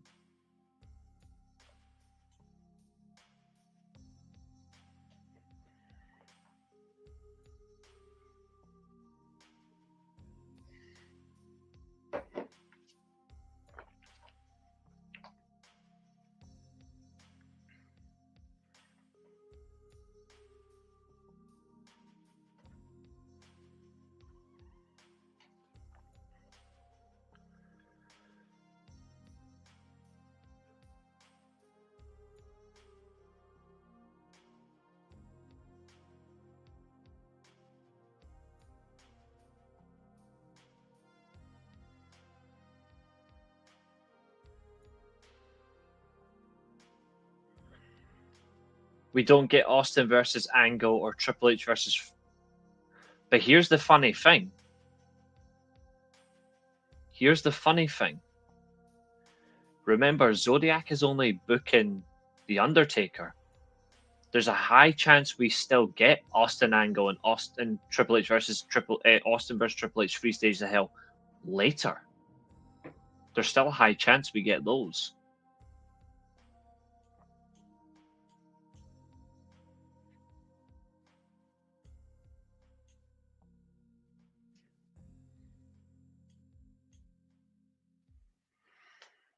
Definitely still get Austin Rock, absolutely.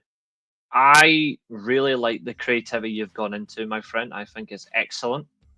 I like the variety you've used. I think you've actually expanded your horizons as a predominantly a fan of a specific area. I think you've really take it to the next level. I really like the variety of matches you've given. I like that you've retained some matches, like for example, Backlash. Undertaker did. He was involved in a match with Triple H where all the titles were on the line. You've gave us the match preview of that. You gave it WrestleMania. Taker wins the title already. You get the rematch. You still get the no holds barred from Judgment Day. You're giving us Taker versus Rock, which didn't happen on pay per view 1-on-1 until No Way Out a year later. You're giving us DDP and Undertaker still in a cage setting, but it's a Hell in a Cell. You're still giving us Team WWF versus the Alliance at Invasion, but the world title is on the line. And you give a whole new champion at the halfway point. It's a WCW star reclaiming the WWE title for the third time. You give us a six-pack challenge because Taker was supposed to be in the one at Unforgiven in '99. He didn't get in that match anyway because he was injured. So you give us 3 WWF talents and 3 WCW talents. Flair to retain successfully. Then you gave us a prelude of Judgment Day 2002. You give us Taker versus Hogan. At Rebellion, which is a UK fun show, you give us a triple threat tag team match, which I think is incredible. Then Survivor Series, you give us the match we all wanted with a top-notch gimmick. And then at the very end, because Taker would be a heel, Ric Flair would be a babyface WWE champion at this point, because there's no alliance anymore, and Flair would have been a babyface. You've gave us Taker versus Flair. Taker becomes a 5-time champion, which I'm going to actually mark.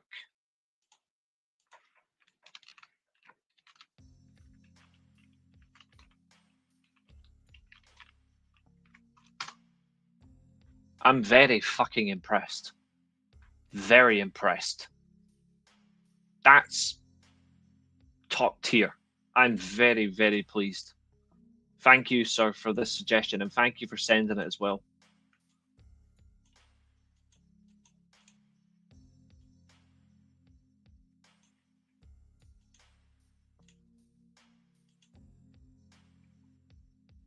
Okay.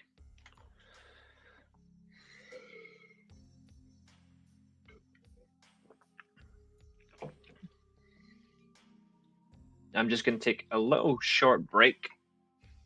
If you guys don't mind, let me just take a wee break. Just for 30 seconds, and then we will carry on, because Josiah wants to do TNA 2012. So Josiah, this is where you, sir, get to take the reins. I will be just a short break.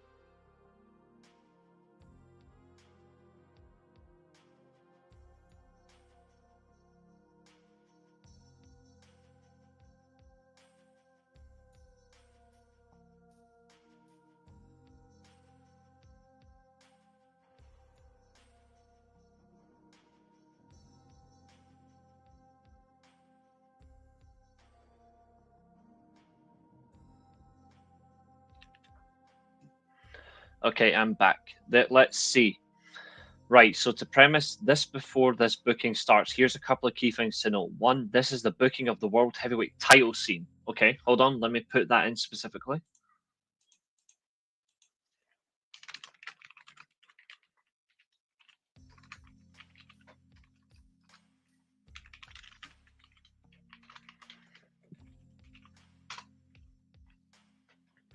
The Claire Lynch story does not happen, thank God. Therefore, AJ will not be barred from world title contention after the Daniels feud. Love it. Okay, so let's make sure we get what we need. So I want to get the exact in order.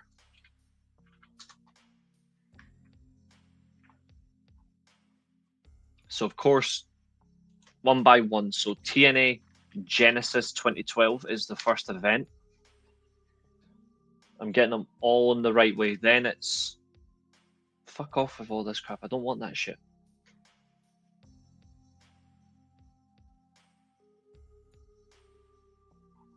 Yeah, Genesis. Then it's Against All Odds.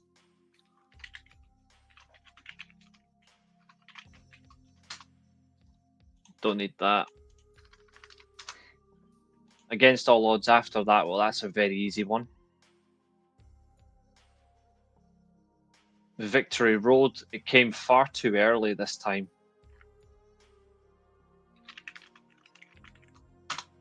It's never that early.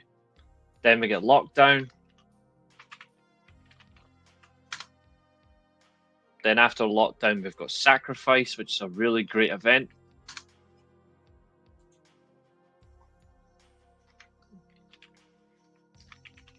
Slammiversary 10. Then I believe it's Destination X. Yep.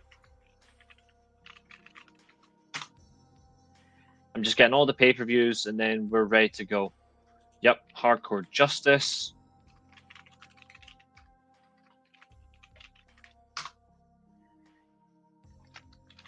No Surrender. Many people do. Then it's Bound for Glory.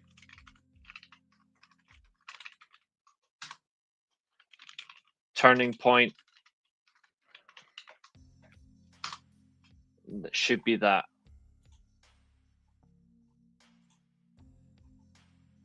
Yep. And then the final pay-per-view of 2012.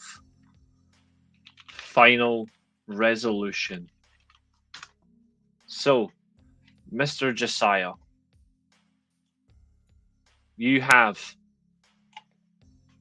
12 pay-per-views to book. So Austin Aries became on top at Destination X pretty much. So I'm just going to slide over to this bit into the black. Well, near enough the black. There we go.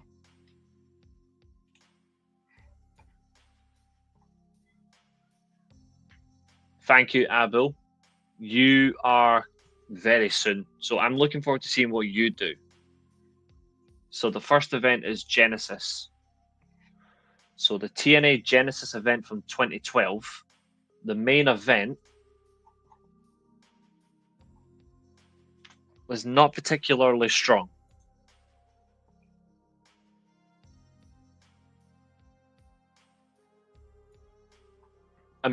Wait, at all. But to be fair, it's not because it was strong in that way. It's the fact that they kept doing DQ finishes. So TNA Genesis 2012 was Jeff Hardy versus Bobby Roode, and they went 19 minutes 44 seconds.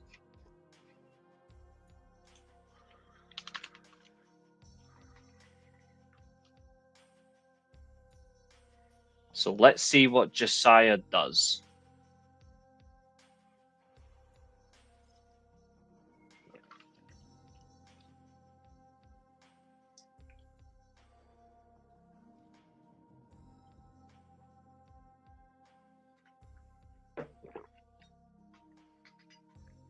Oh, don't worry, Abul. I got faith in you.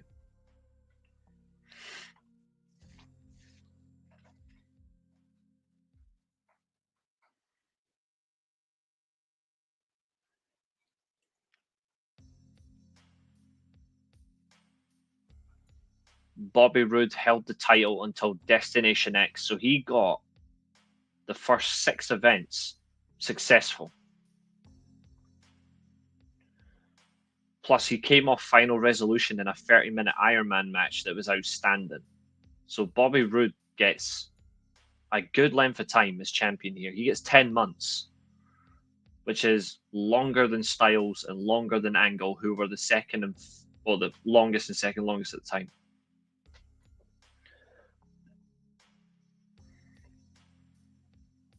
We've now just hit 1 hour 57, which is really good. We're getting a really good pace.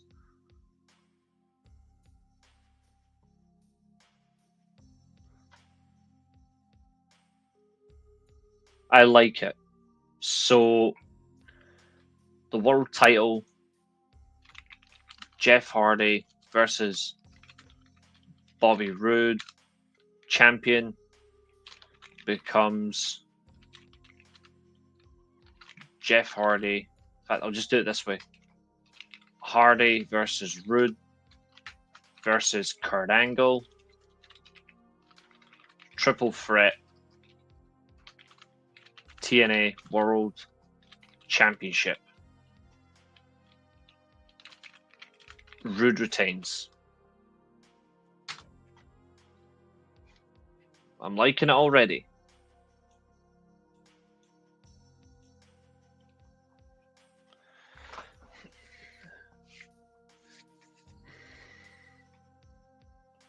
Advantage of a Swanton works for me. I like that.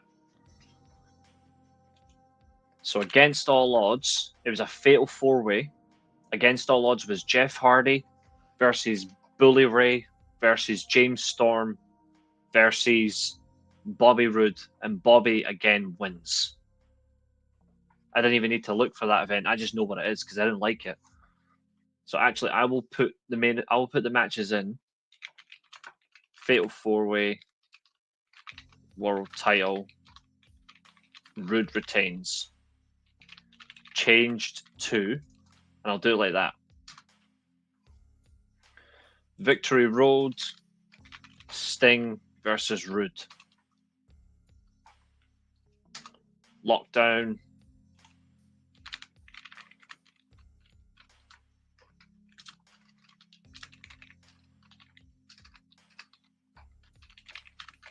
Bear in mind, I do remember these matches. Roode versus James Storm. TNA World Title. In the cage match. Now the only one I need to remember is if I go to Sacrifice, because Sacrifice is the only one I can't remember top of my head. RVD in a ladder match. How could I forget that?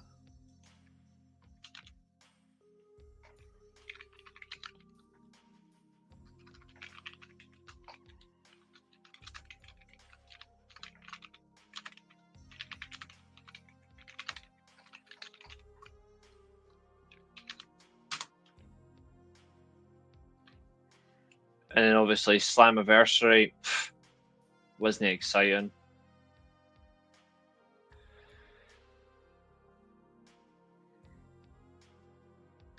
There's also the event where we got to see Christian Cage.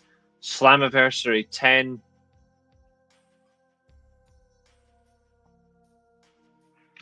Was Roode champion versus Sting. TNA World Title match. Destination X. Roode versus Austin Aries. Option C invoked. TNA World Title match. I'm getting all the matches, so at least it's out the way for the big man. So the world title, Hardcore Justice, Aries versus Bobby Roode, TNA World Title, Loser cannot challenge for a rematch for the title.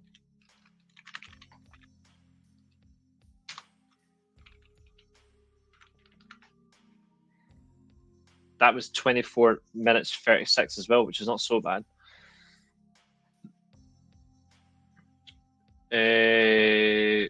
No surrender. No world title match was on the card.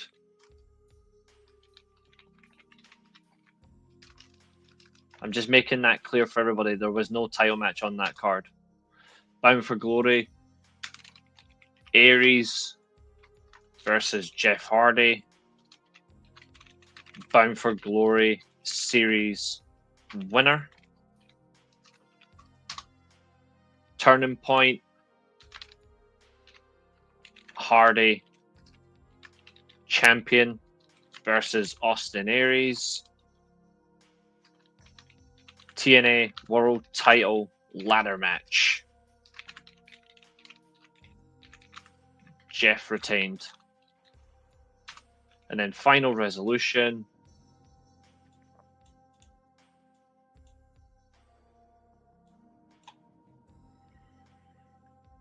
Final Resolution was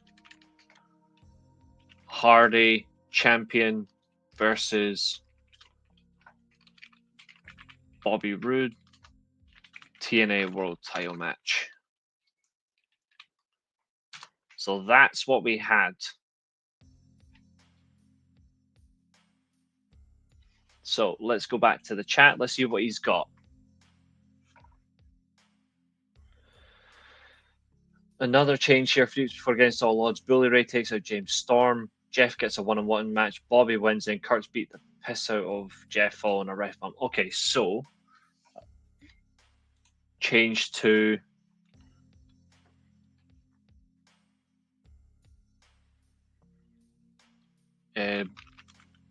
Bully destroys Storm. Becomes a 1v1. A 1v1 match, and Roode retains following interference from Angle.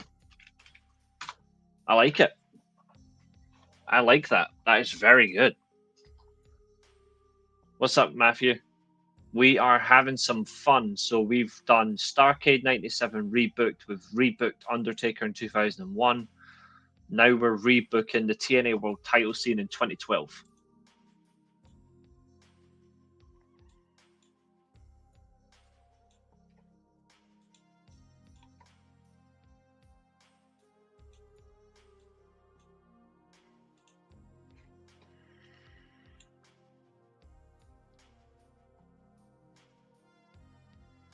Absolutely.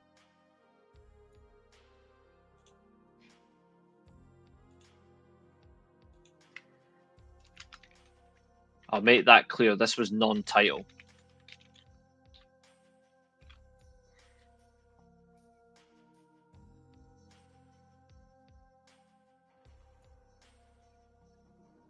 Pretty much. This was Sting versus Roode. The first time was non-title because Sting, as acting authority figure of TNA, did not want to jeopardize James Storm's world title match, which is actually very sincere of him.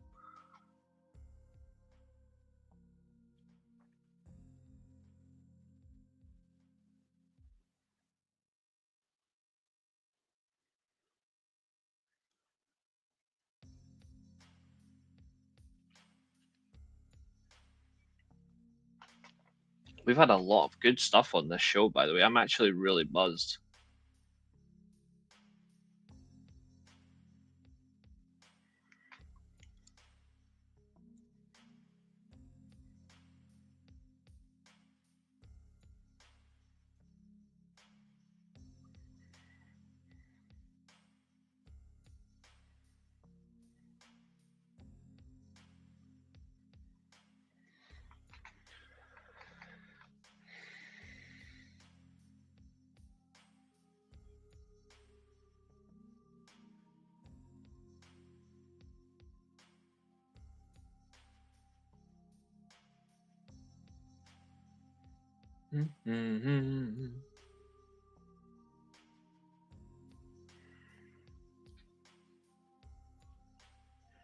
Okay, so you've changed it to... Oh, shit. Changed to Rude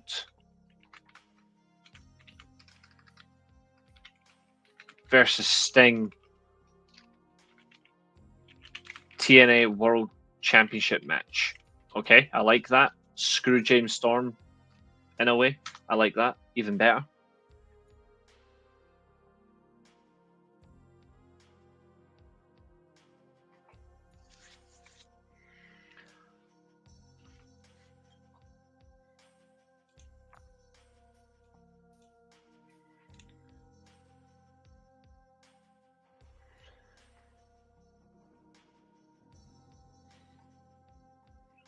So now we're on to Lockdown.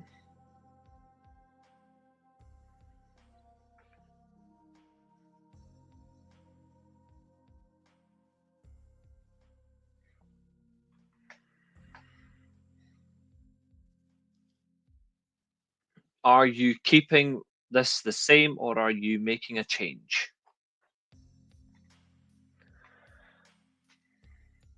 Staying the same, love it. Unchanged.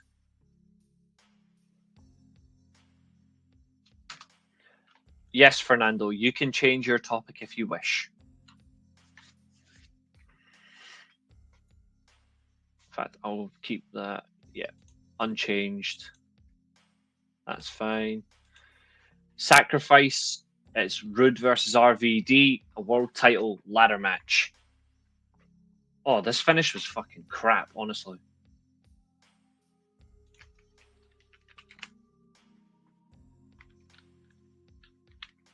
What have you got for Sacrifice?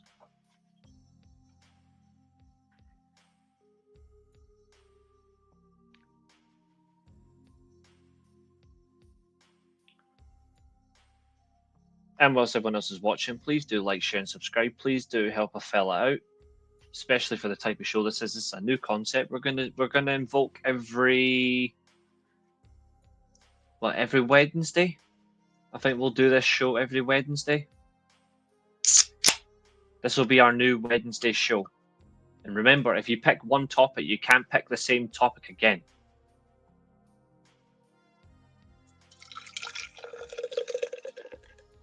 Rude versus AJ Styles.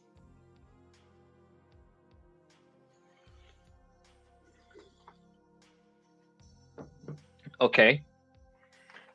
So AJ gets a title match for his first title match since Final Resolution. Is it a same match or just a singles match for the title? Are you keeping the same stipulation or changing it? And then I'll change Fernando's topics. I want to add this part first. Change to Rude Champion versus AJ Styles TNA World Heavyweight Championship match. Okay, love this.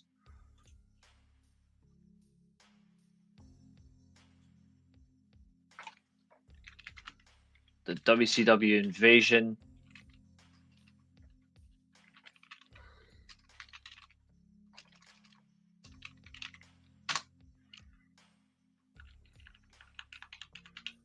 Okay, we're now at Slammiversary 10. Rude versus Sting for the world titles. This is Sting's second chance. What have you got? Me personally, I would change this one. At this point, I would have Rude versus Angle. That's what I would say. Rude versus Angle.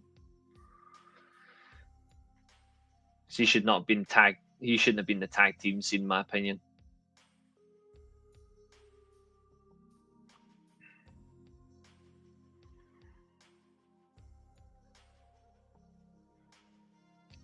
But that's my opinion, obviously. Okay. Change to who wins.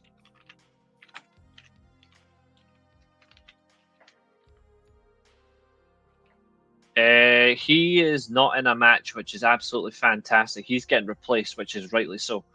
Rude versus James Storm versus Kurt Angle versus AJ Styles. Fatal 4-Way. TNA World. Yeah, he's on the roster, but fuck Bully Ray. Josiah, who wins the Fatal 4-Way?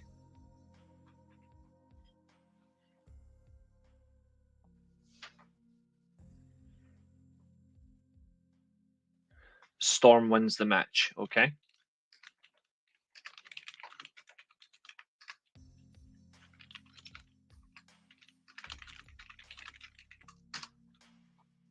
I like that. Destination X. So this is Rude versus Austin Aries. So this is now changed. James Storm is champion. Still Austin Aries, option C.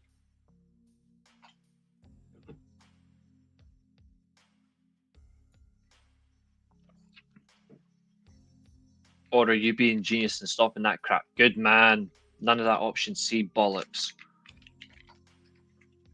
Oh, Jeff Hardy gets option C, so you're actually giving Hardy the title he should have won. Who wins?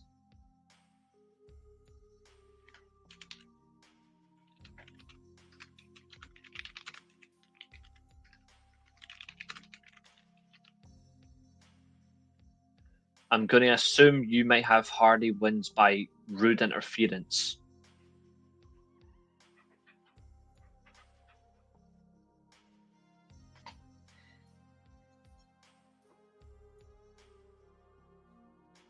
Oh, fucking hell. I hope he's okay. That happens later. Okay. So who wins this match then? Storm retains. Yep, no problem. Up next is Hardcore Justice. Who gets the title shot here?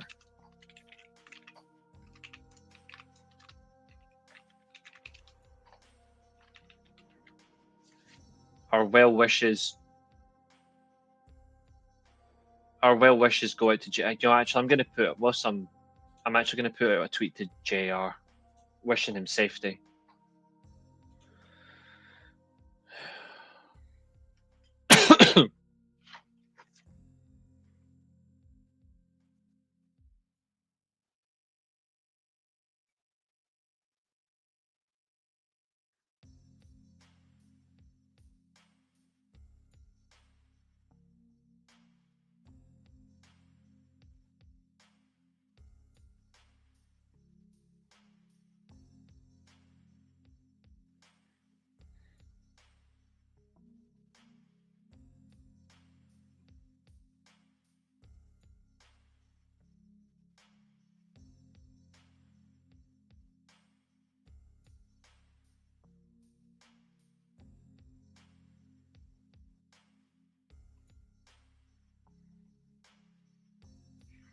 Why is Jim Ross not coming up for me on Twitter? That's weird.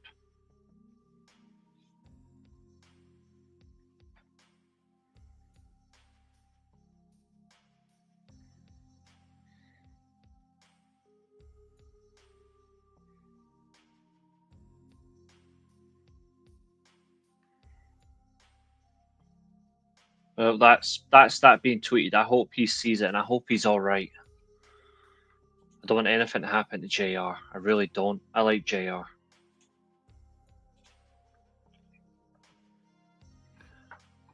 Ooh.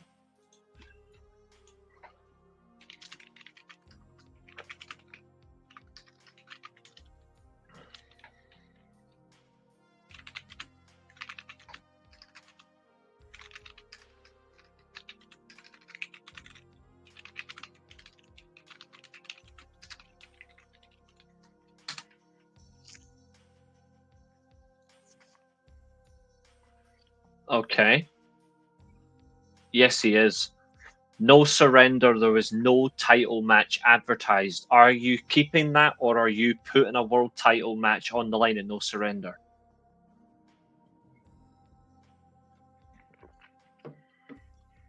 I like the fact that we didn't need it. Well, the original winner was Jeff Hardy. The final four was Jeff Hardy. Let me see. Jeff Hardy. It was Bully Ray, James Storm, and Samoa Joe. So who is your winner this time then?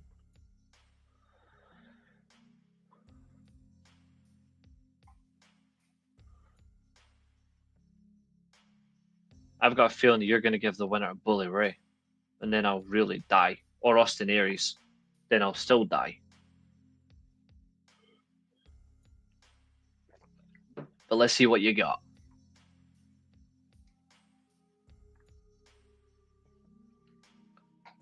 But are you keeping this? Are you keeping No Surrender the same, no world title match? James Storm. So James Storm versus Jeff Hardy is advertised for this. Okay, so Jeff is not in this. Okay. Jeff is not in the final four. He's not in the tournament. Okay, that's fine. Storm. Yeah, I thought so. Storm versus Jeff Hardy. I nearly said Jew Hardy there. That'd be awkward. TNA World Title match. Hardy wins and new champion. Okay.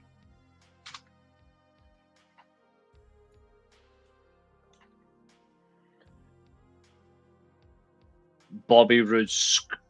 That makes sense. Yep, love it. So who gets the world title shot at Bound for Glory? Change to Jeff Hardy, champion versus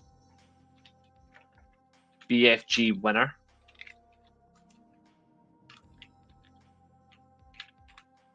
This I'm eager to find out. I have a feeling. Yeah, I thought so. Bully Ray on the biggest show wins the world title.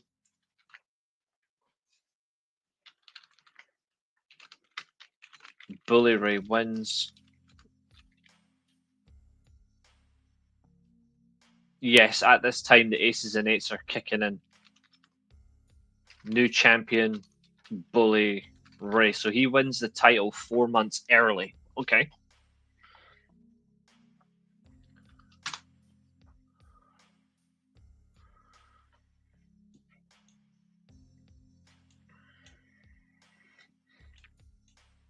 So what have you got for turning point?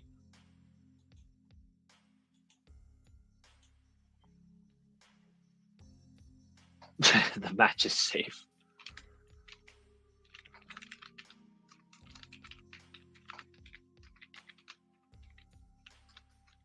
To think Bully Ray's first title defense.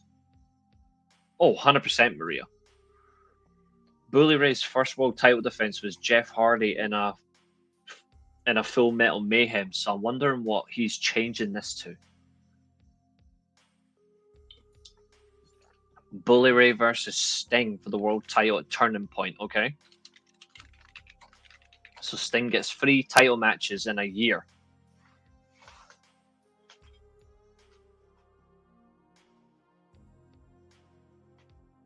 Who wins? I'm assuming Bully Ray retains this.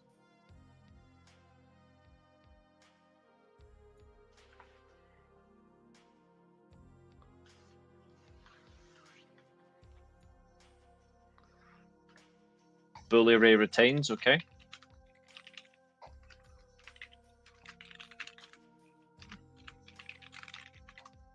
And then final resolution, change to Bully Ray.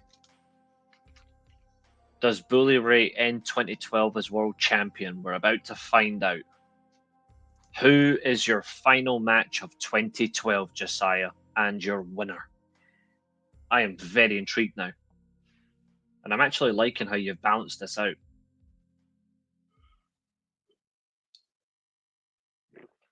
It's really good booking.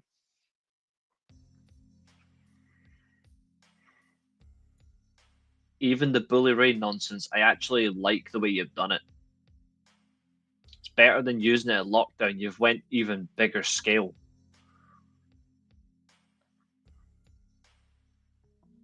Although removing the ladder match is wild, but I see your reasons. So I'm eager to see what you've got for the final match of this calendar year.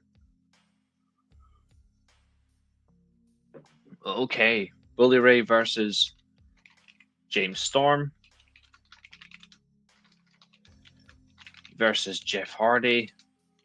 Triple threat TNA World Title match. And your winner? I'm guessing you give the belt back to Storm.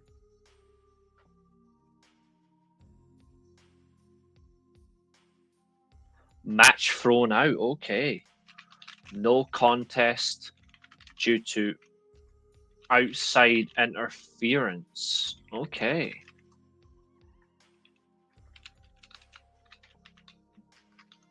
Bully remains champion.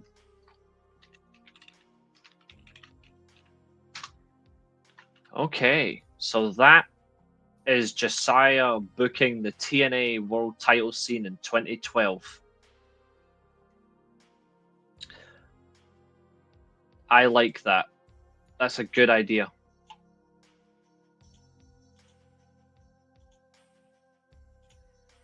Ladies and gentlemen, what do we think of Josiah's booking for the world title scene? Do you like it?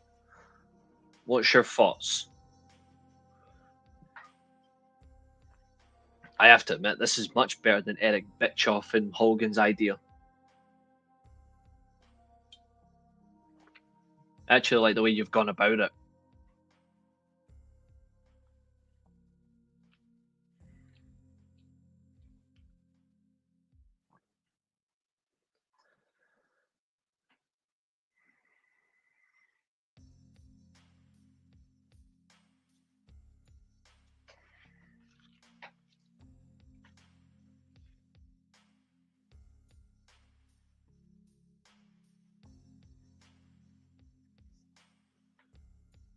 No, Zodiac, that's okay. That's absolutely understandable, mate.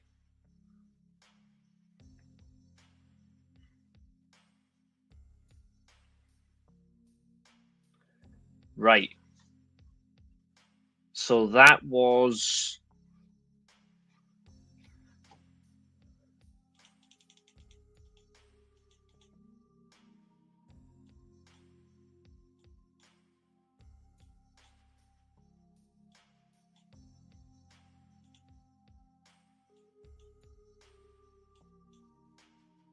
Josiah's masterpiece. Now, Fernando, over to you. The invasion storyline. Now, remember, the invasion starts. I'm going to put in your key point, your first key point. Vince McMahon buys WCW. And that is March, I believe.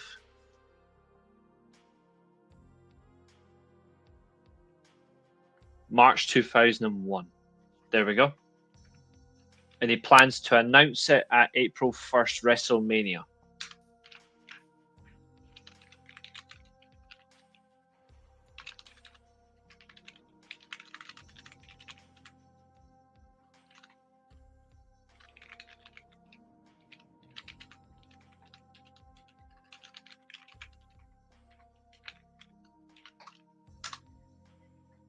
So, Fernando, this is where you get to make changes.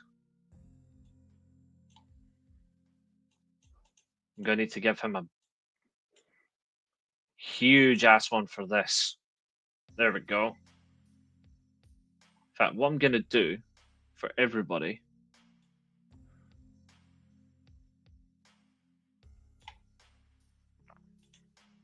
I'm going to do this. Hold on.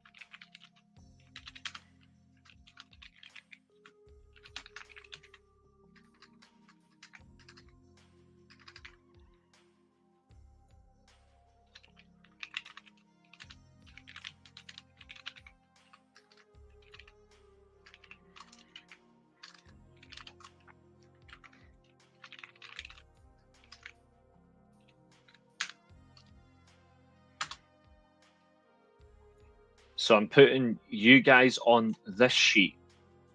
And then I'm going to put on this one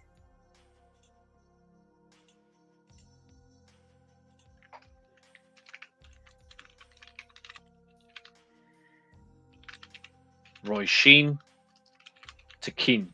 So it means you guys have got more space.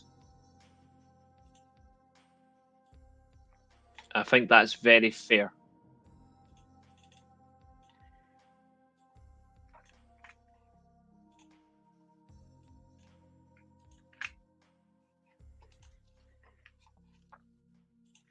I want to give you guys all the space, so that means we can get more on this.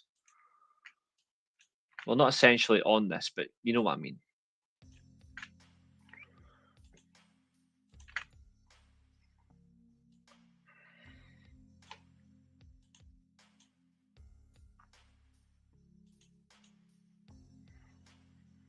I agree.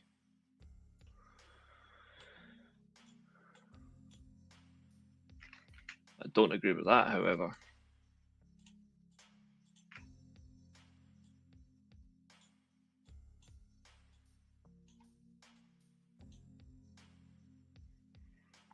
There, it gives you more space.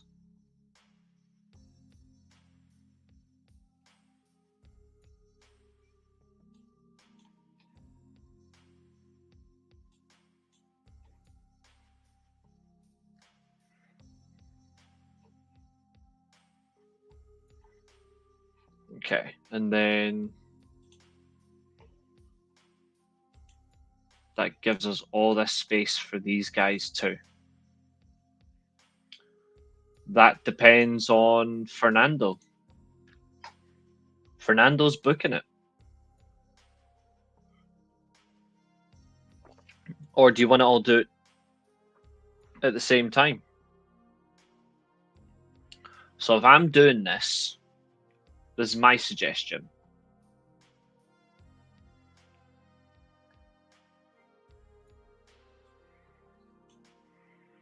So Vince buys WCW, contract to be signed, blah, blah, blah. Remains unchanged.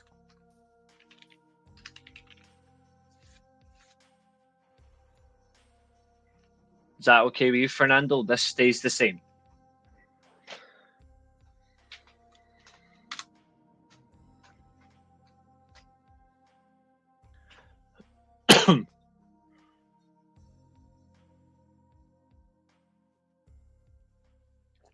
We absolutely can both do it. Okay, so here's my next step. This is where it gets good.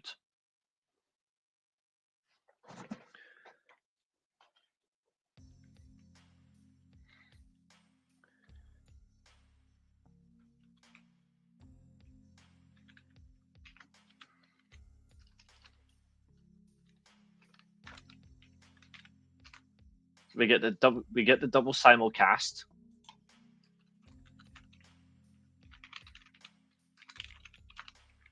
Raw and Nitro. However, to make it a little bit spicier, I see Zodiac, you're ahead of me.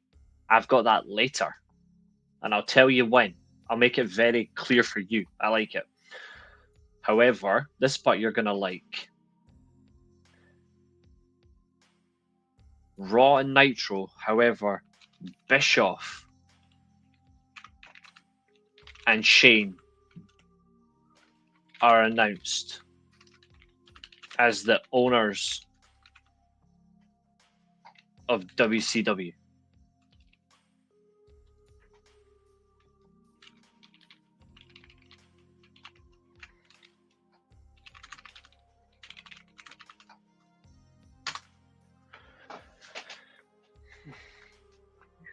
Don't worry, we're going to have that change. Don't worry.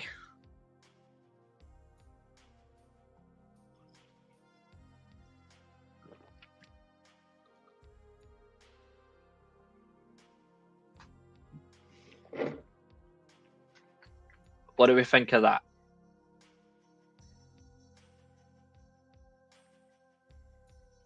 So Bischoff and Shane are announced as the owners. That's true, they didn't, and it was quite a shame really because Lance Storm was fundamentally excellent. Fernando likes it. Okay, we go to WrestleMania.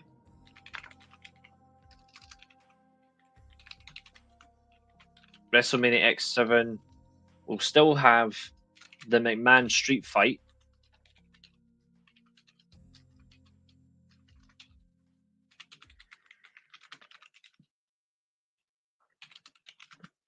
But Bischoff interferes and helps Shane win. Shane did obviously win the match, but Bischoff interferes, marking his first appearance officially at a WWF event.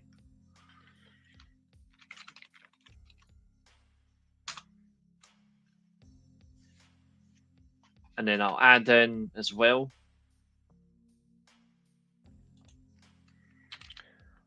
WCW World Champion Booker T watches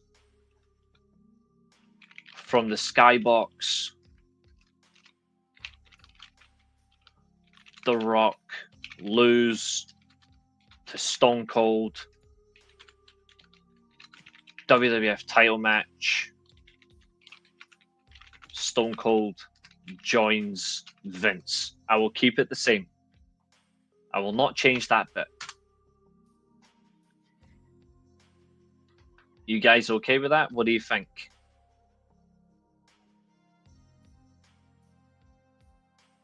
If there's anything you want to change, feel free, jump in.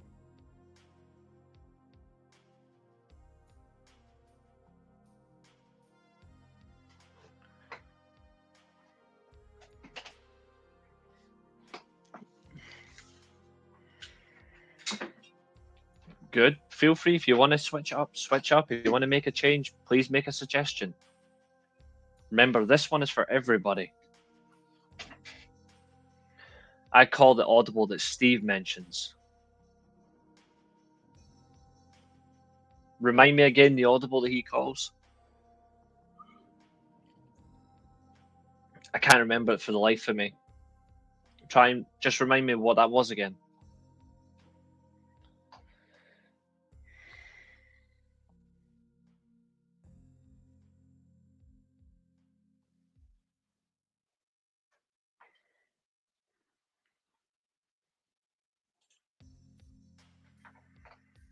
I honestly can't remember. That's actually really bad that I can't remember.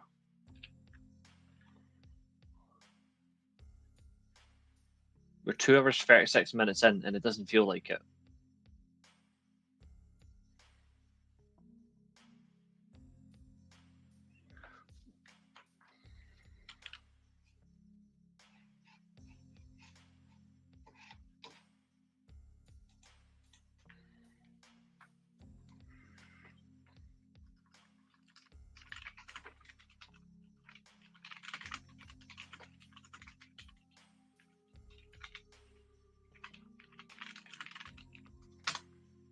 Okay, I'll take that. That's a good suggestion. I actually prefer that. Let's go with it. Stays babyface. Okay, that's fine.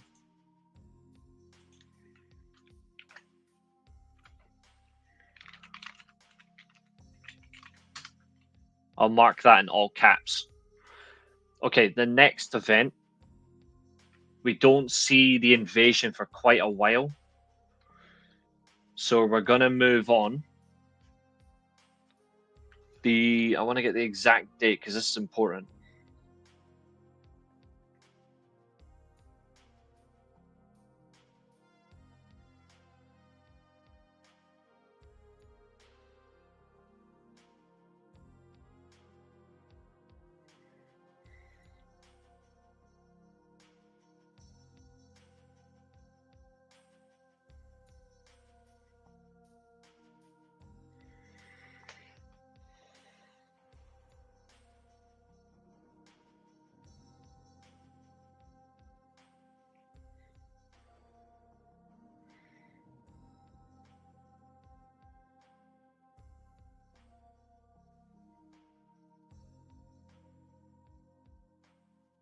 Yeah, July 2nd.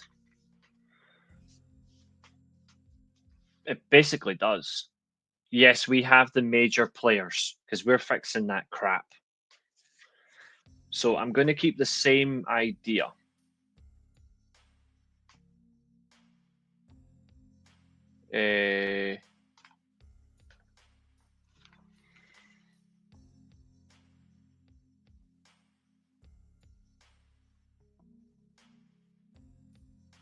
If I get that, was that just after?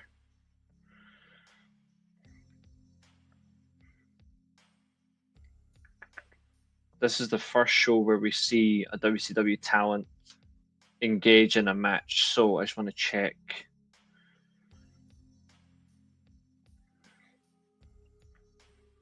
Perfect. This is what I need. Hold on.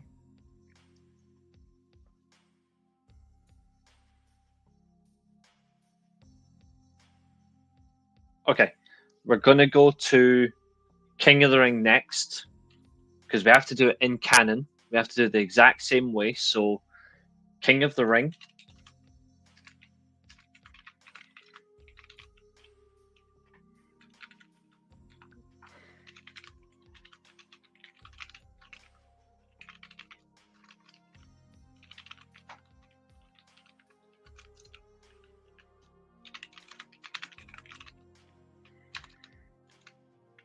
WWF title match. Stone Cold champion. I'm right in saying King of the Ring 2001. He was up again. That was Jericho Benoit. Yeah. 17,777 fans. Funny. Stone Cold versus Chris Benoit versus Chris Jericho. Triple threat match. WWF title.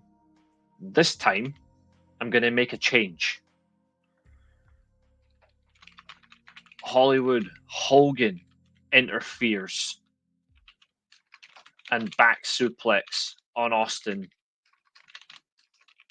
through the table and flees the arena with Bischoff in the limo. What do we think?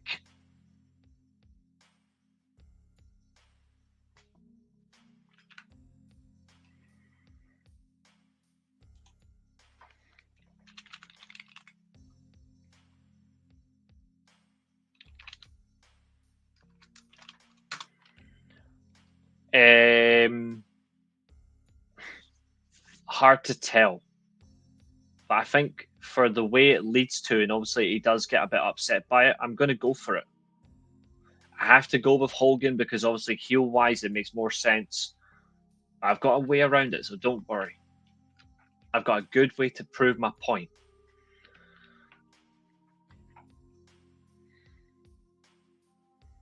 Now, unfortunately, I have to bring this up.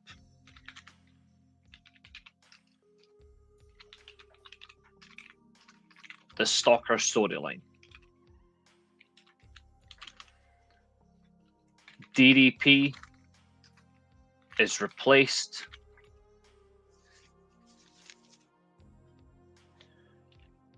by no one. This angle is dropped.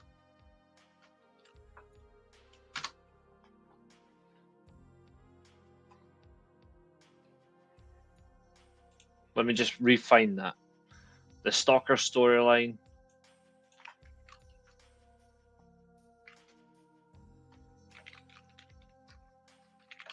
dropped in favor of a new angle.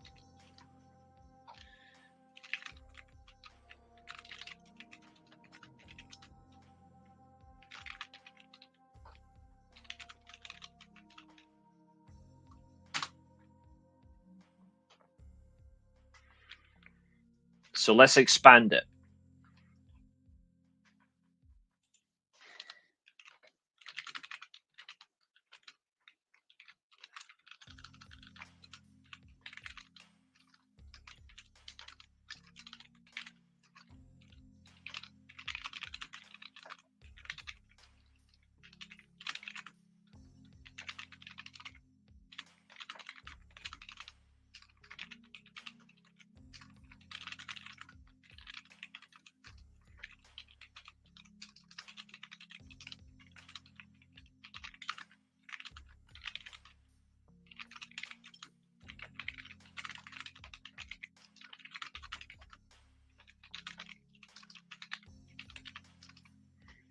You guys are really going to like this. Watch this.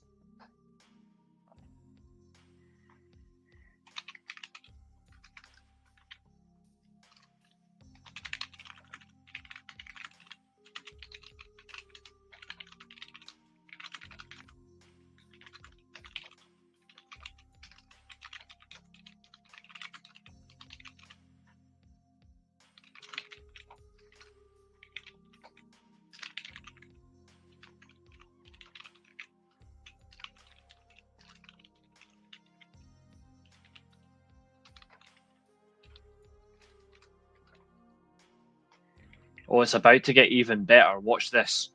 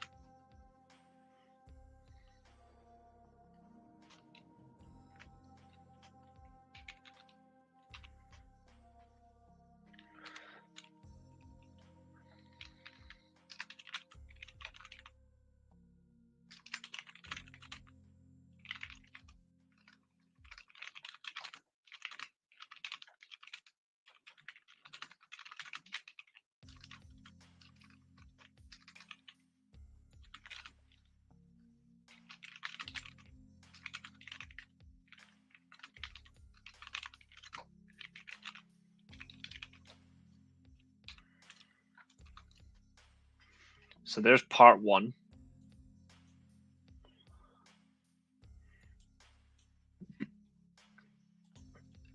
So I'll mark it part one, part two.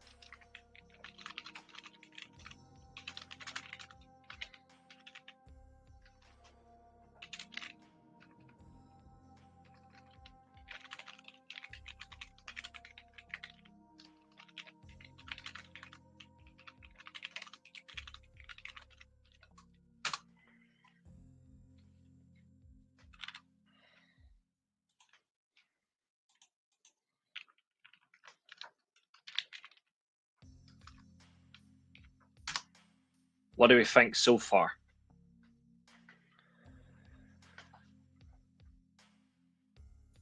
And don't worry, I've not skipped Invasion. Don't worry about that.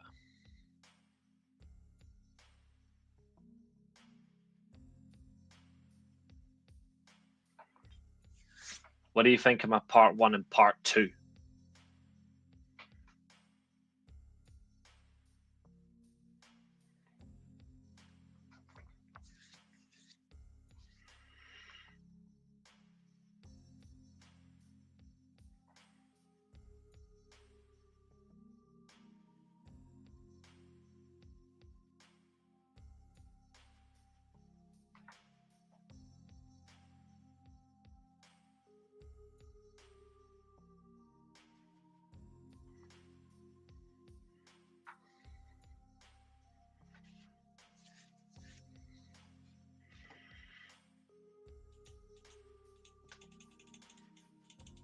Just in case anyone wants to see it.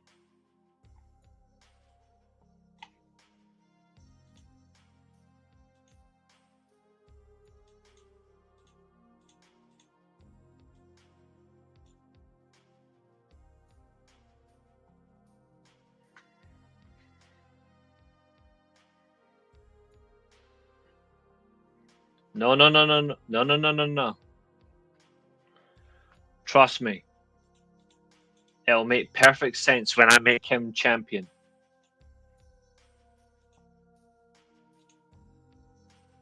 Trust me. I want to keep the same fact that he got jealous of Rock, similar to what happened with Booker T. But trust me, I have got a great plan. Trust me, this is what should have been for the title in 2001. But you're going to like how I spin it in reverse. Trust me, you're going to like this. So how do we get to DDP winning the title?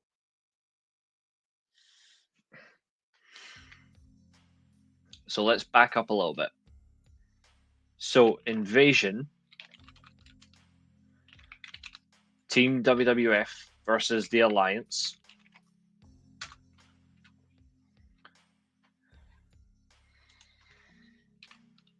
This is what you're going to like.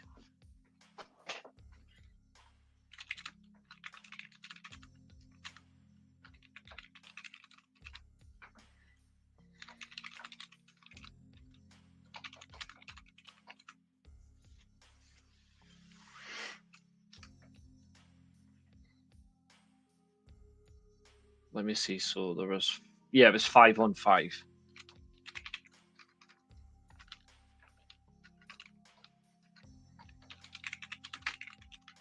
Same team versus, now watch this.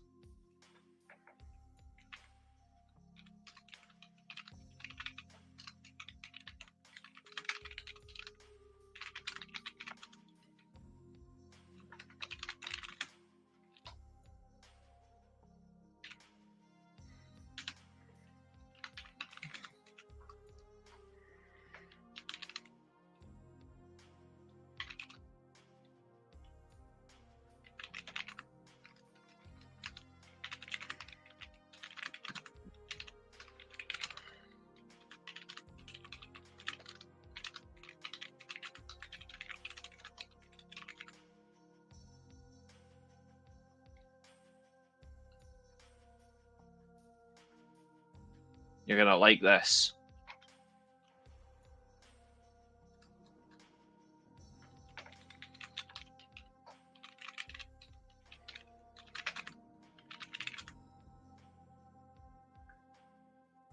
Correct. I'm switching it round.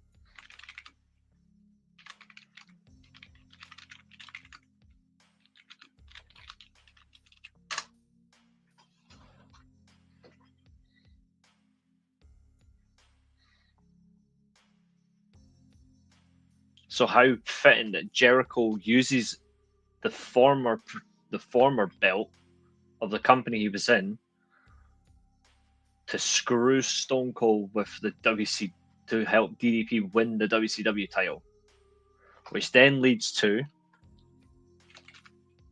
the Raw after Invasion.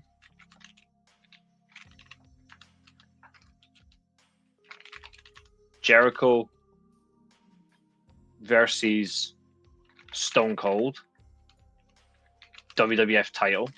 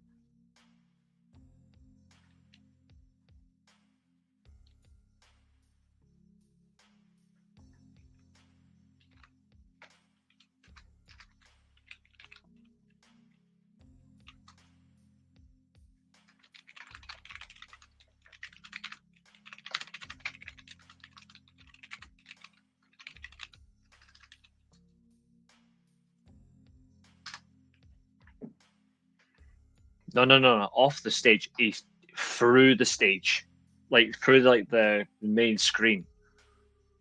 And then Jericho ends Raw with the Walls of Jericho on Vince McMahon.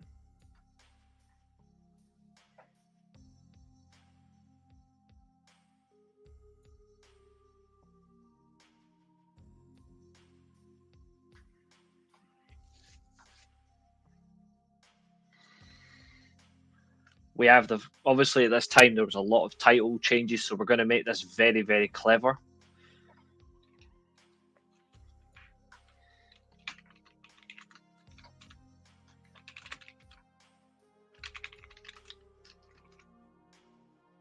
They do have the upper hand for a little while.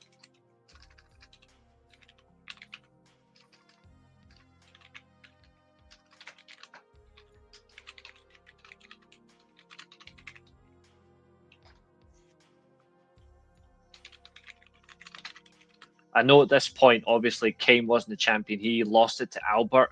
I'm reversing that.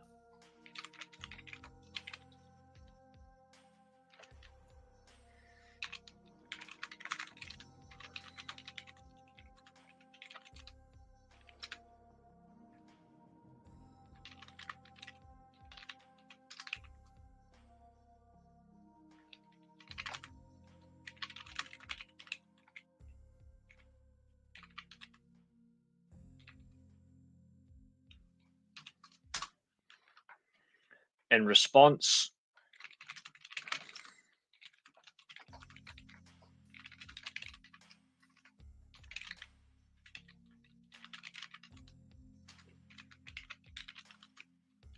Booker T at this point is a double champion.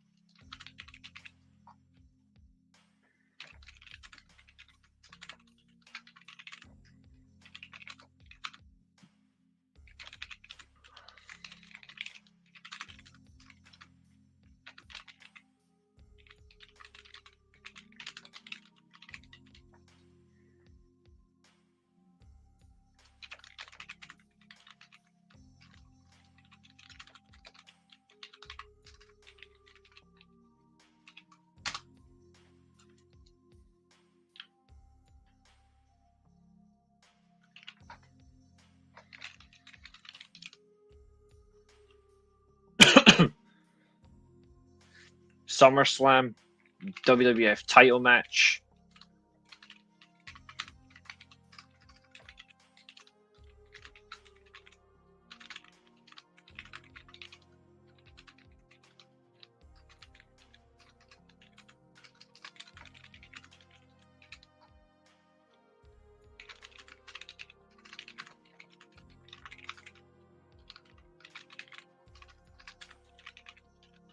IC title. Edge versus RVD US title.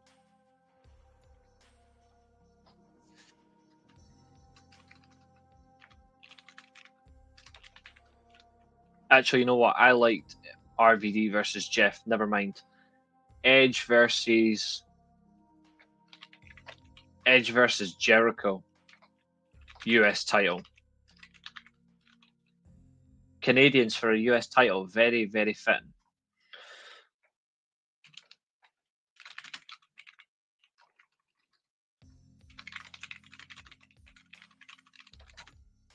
The Brothers of Destruction versus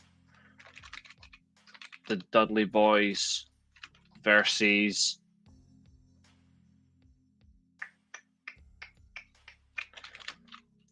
I'm going to use your option, my friend. The Outsiders, WWF and WCW tag team title match. All gold for grabs. Raven versus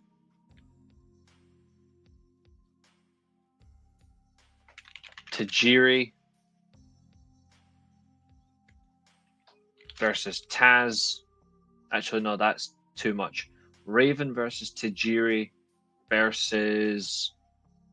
Actually, we'll leave it at that. Raven versus Tajiri. Trish and Lita versus Tori Wilson and Stacy Keibler.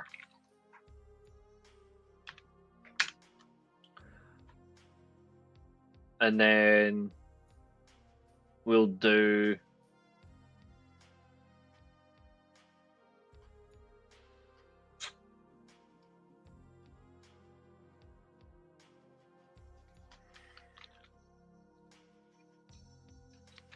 Benoit and Triple H versus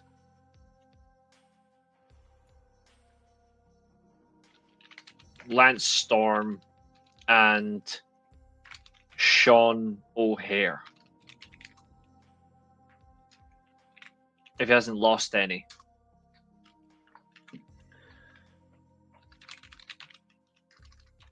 New champions. Hogan, Rock, Angle, Jericho, The Outsiders. Sorry, and the Outsiders. I've got a slight add to that. The Outsiders and RVD, because RVD can win the title at this event.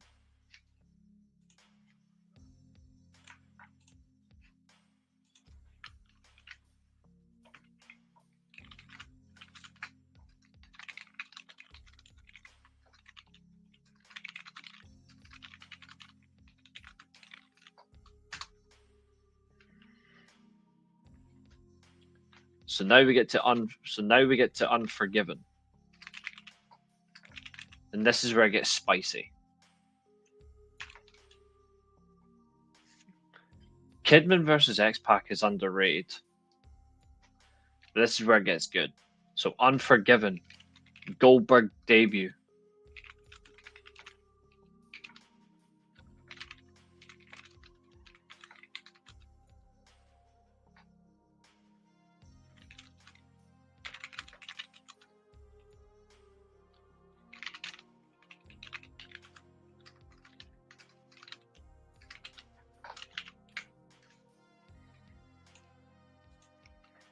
But this is where, like I say, this is where the fun comes in. So Goldberg betrays WCW,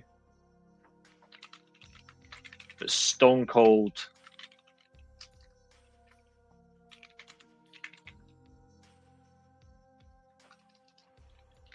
stuns Rock after the world title match.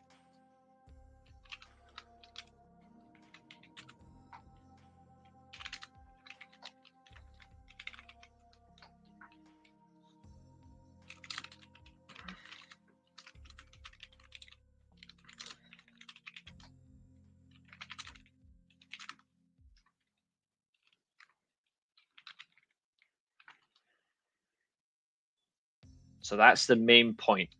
Hogan does not defend. Hogan does defend against Stone Cold, and he retains. Yep. Goldberg betrays WCW, but in response, WCW gets Stone Cold back, so they switch.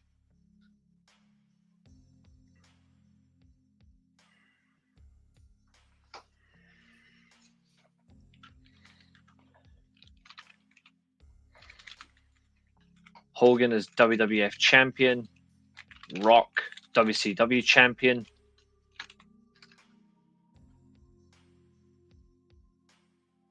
Hogan beats Austin twice.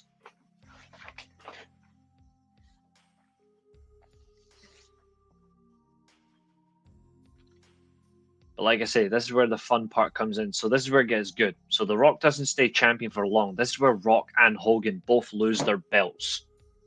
So, No Mercy. Hogan versus Angle. Bret Hart, at this point, we're going to have to assume that Goldberg still killed him. So we have to still go by that unfortunate timeline. WWF title match. Hogan loses to Angle. Rock versus Austin. Austin wins the WCW title and replaces Hogan as the main leader of the alliance.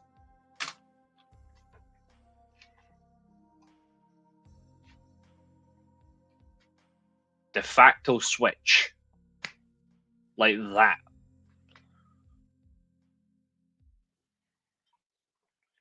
We go to Survivor Series.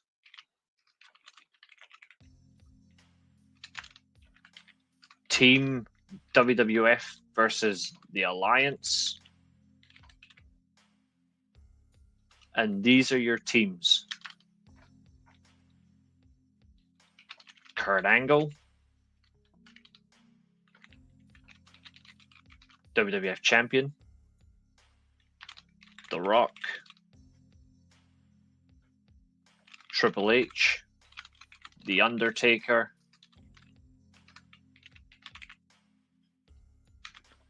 And Chris Benoit versus Stone Cold, WCW champ. Actually, hold on. Let me make one little change. I'm going to give them an extra man each. Goldberg is in on this.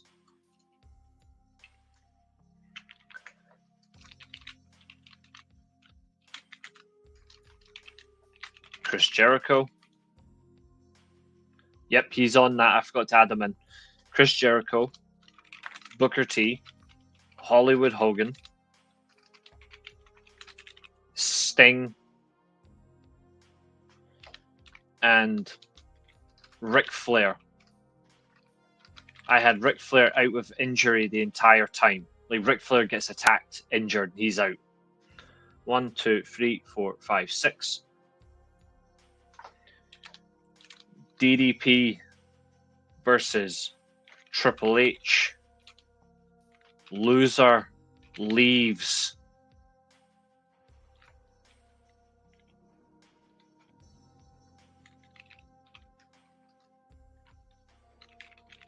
Loser leaves wrestling.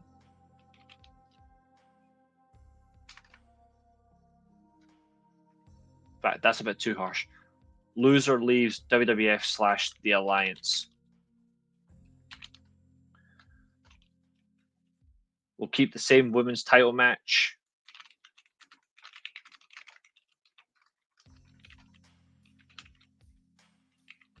Trish wins.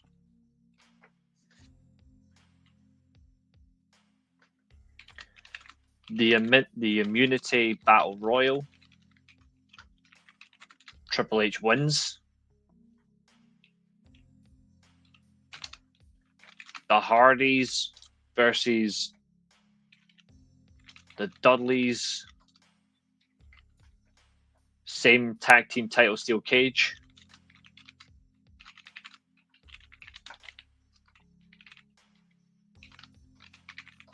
Dudleys win. Matt turns heel.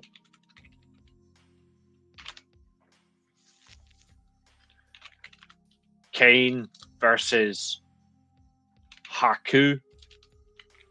Hardcore title match.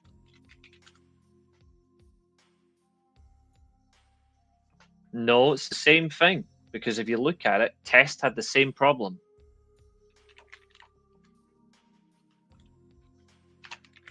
RVD versus, he returns for this event. Eddie Guerrero versus Perry Saturn versus Raven.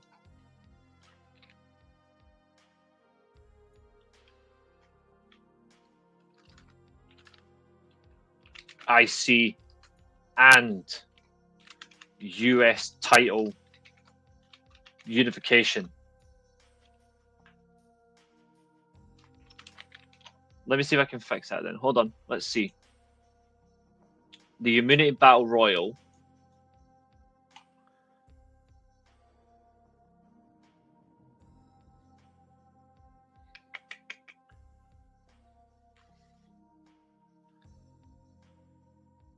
Okay. The Immunity Battle Royal. I'll give it to Billy. I'll give it to Billy Kidman. Because to be fair, Billy Kidman was exciting.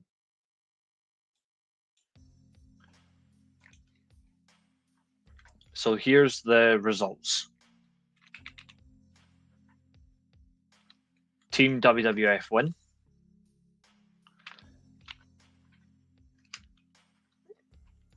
Angle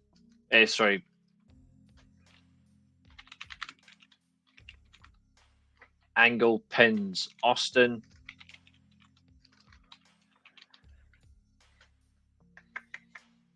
Sid Vicious, because his legs snapped. There's no way he's going to compete. Test can blow himself up.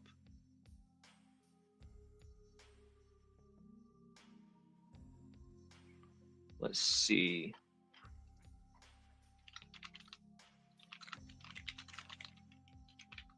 Trish's Women's Champion.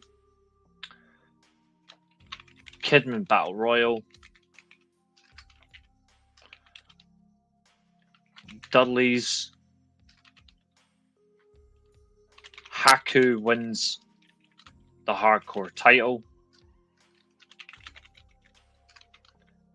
RVD wins the unification match. Raw after Survivor Series.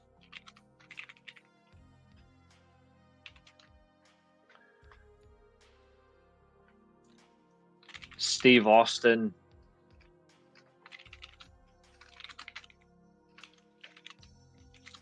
versus Kurt Angle, announced for Vengeance. Undisputed title.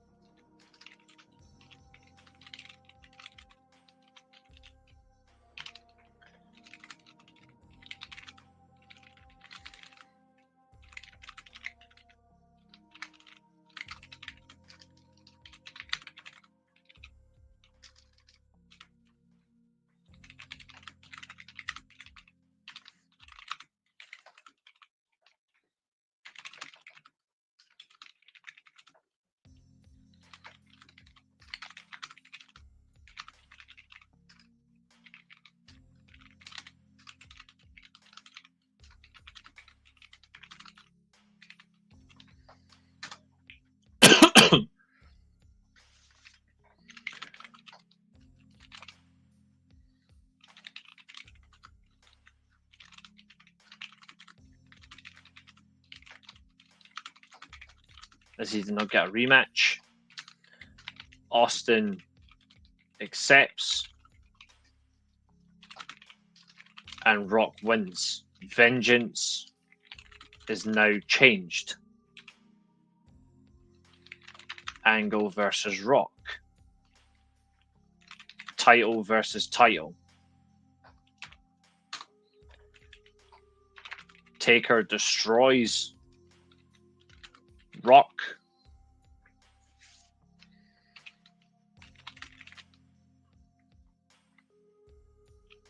And then impromptu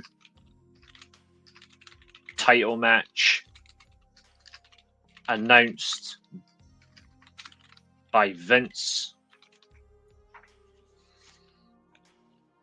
Taker becomes champ. Vengeance 2001. This is where the big plot twist comes. Watch this.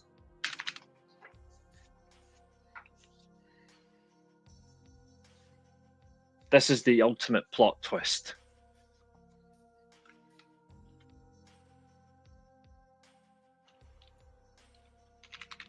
Title versus title.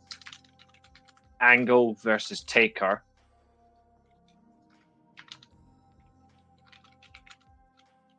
Oh, don't worry. Angle wins. Bischoff appears and demands one last match. Vince grants it, provided Bischoff versus Vince happens. Bischoff accepts.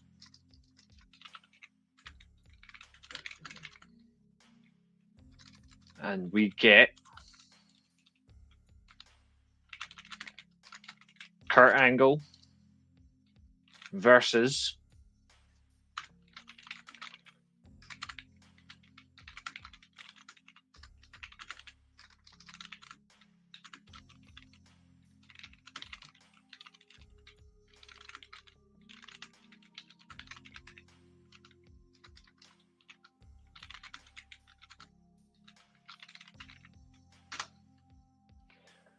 So,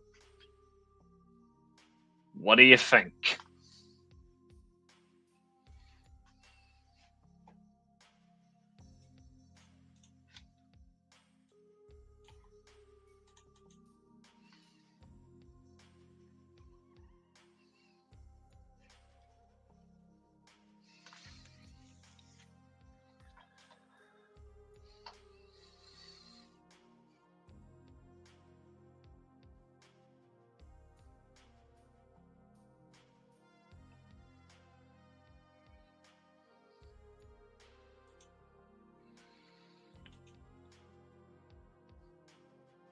Now remember,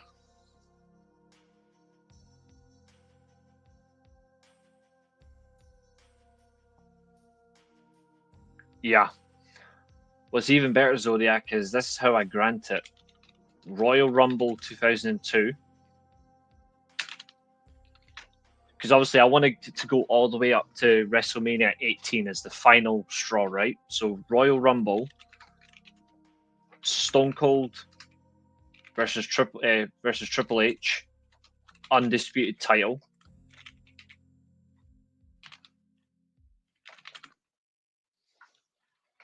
The Rock wins the Royal Rumble. No Way Out. Stone Cold versus The Undertaker.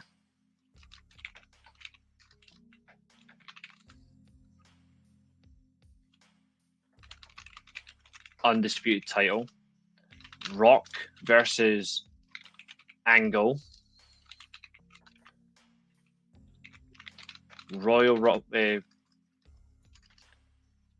World title #1 contenders slot up for grabs. Same as Kurt Angle, he bitched and moaned about not winning the title, the match, so he's getting it.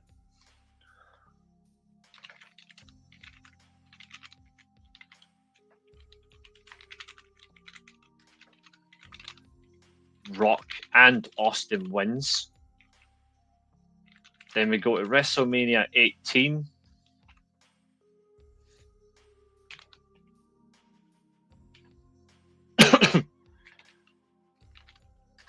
Rematch from WrestleMania 17. So we've already got back-to-back Manias. Stone Cold versus The Rock.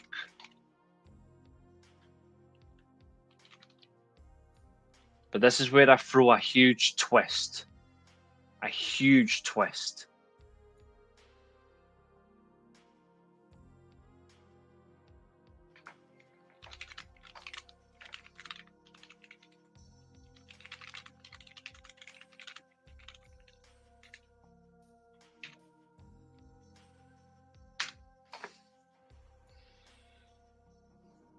In storyline, Rock gets injured and he's replaced.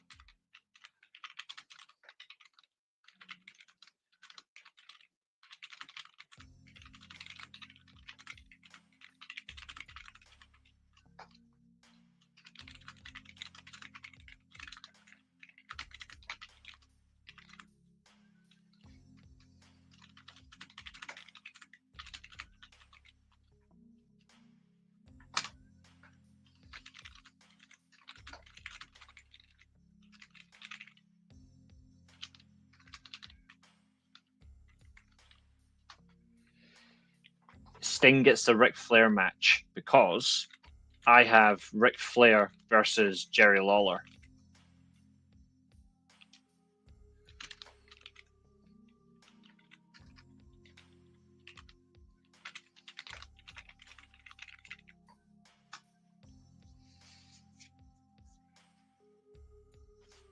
Now that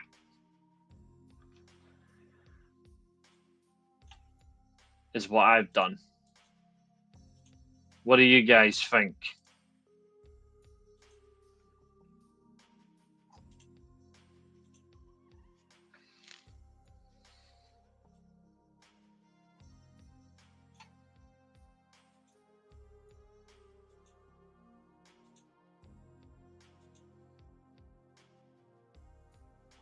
Damn right. Sting versus The Undertaker. Big Evil versus The Crow. And Taker is the heel.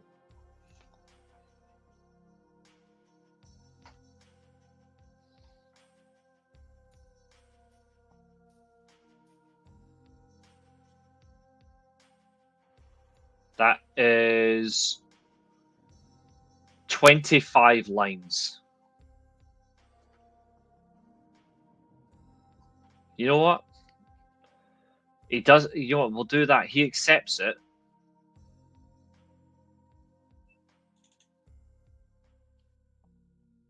Let's do that. We accept it.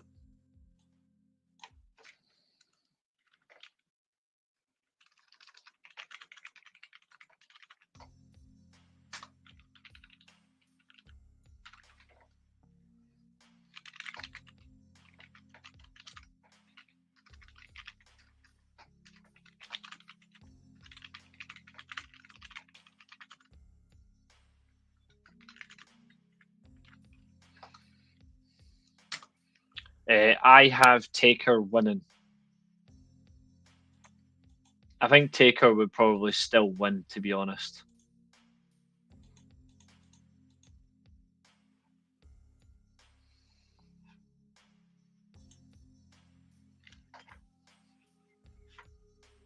Vince McMahon versus Eric Bischoff for the control of the WWF.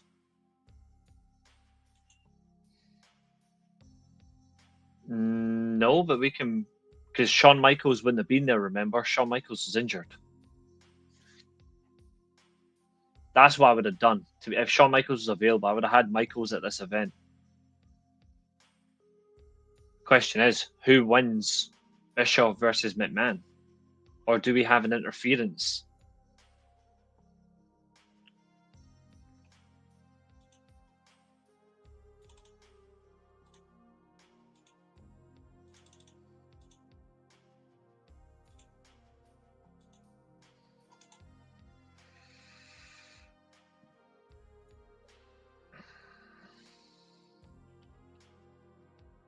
Too bad I had to put that the Rock gets injured, but to be fair, I made some smartness.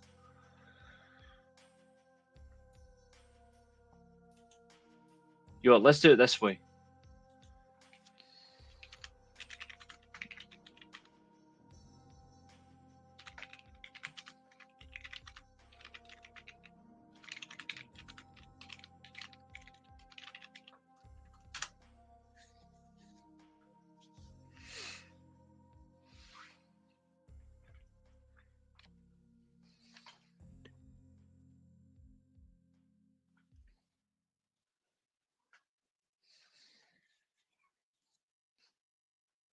Jericho the whole way through for me is still a heel.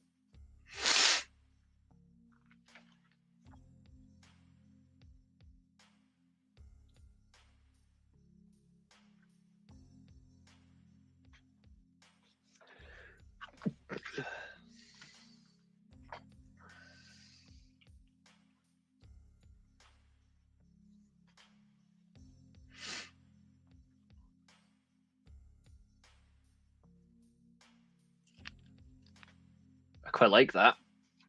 Okay. Ooh. Potentially, but when? When? Because I don't have them at Mania. Could have them after Mania. But then again, I've got Hogan forced to retire.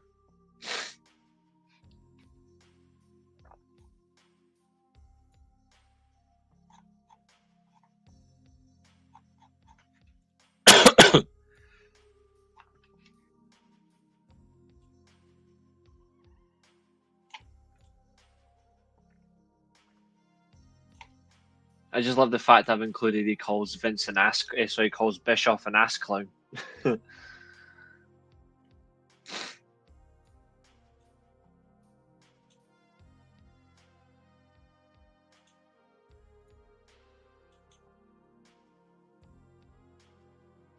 Oh, thank God.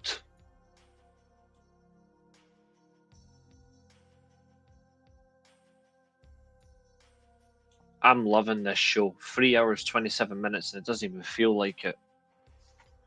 Right. 3 more. This one's tricky. Randy Savage didn't do a lot in 2004. I mean, he was barely at TNA events, and then he only had like that one major match, and that was at Turning Point. I don't know how we booked Randy Savage in 2004. What do we think?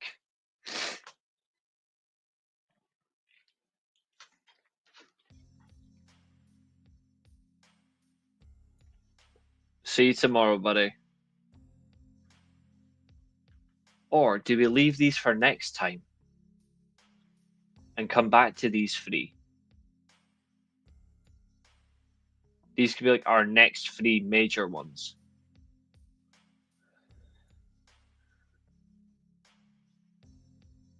I suppose we could have that where Savage comes back to WWE. That's what we can do. Savage returns to WWE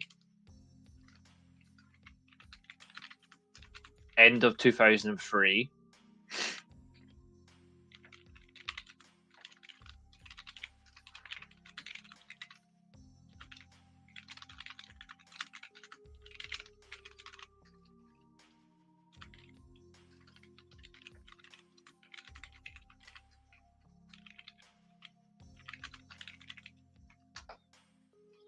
Let's see if we can try it this way. Sailors, have a good one, Zodiac. I think this might work.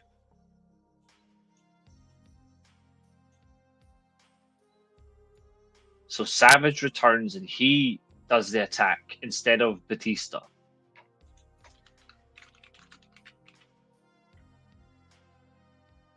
Nah, Roy Sheen. It's Roy Sheen. She said Savage.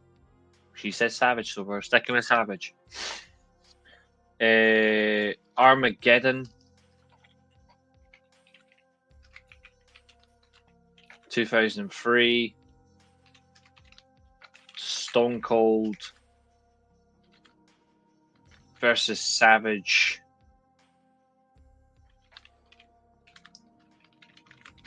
Stone Cold is KO'd.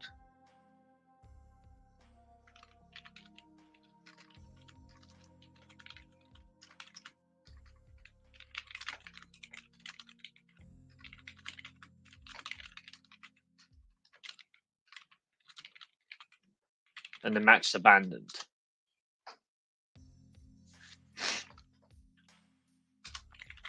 Royal Rumble 2004. Savage enters at number 28 and eliminates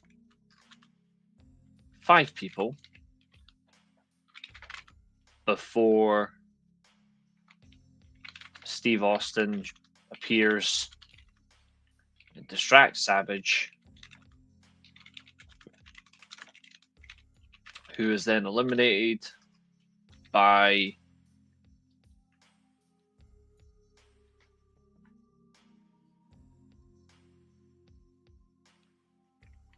just for saying sake, we'll go with Benoit. Raw after Rumble.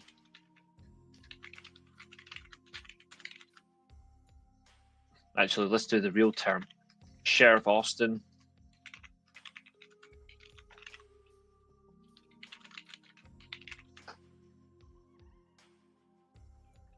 brawl in the ring. Savage challenges Austin to a match, but the request is denied by GM Eric Bischoff. Savage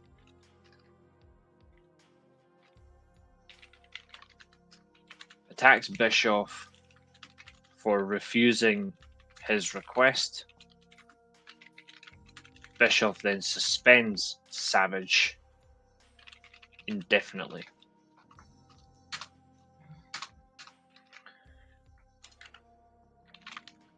No Way Out 2004. SmackDown event. We still have Goldberg screws Lesnar, but Savage appears at the start and demands, oh, for God's sake,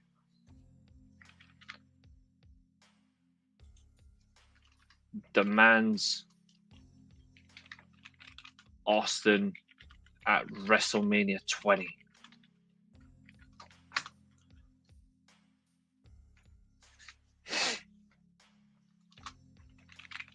WrestleMania 20. Loser leaves WWE. Stone Cold versus Randy Savage. No holds barred. Stone Cold beats Savage. Savage leaves WWE.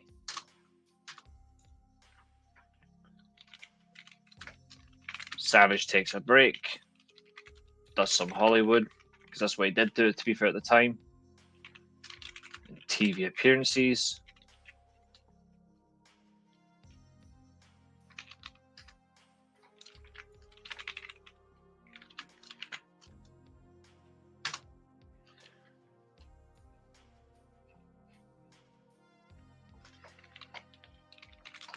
Savage vignettes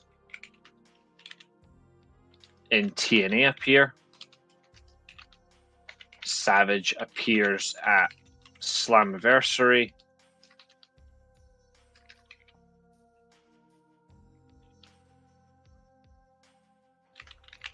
Before walking away.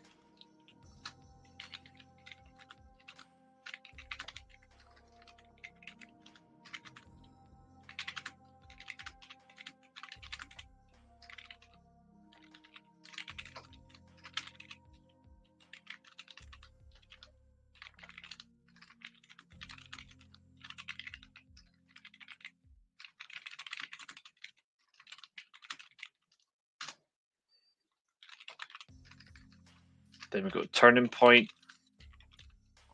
The last official match. In fact, we'll do... Yeah.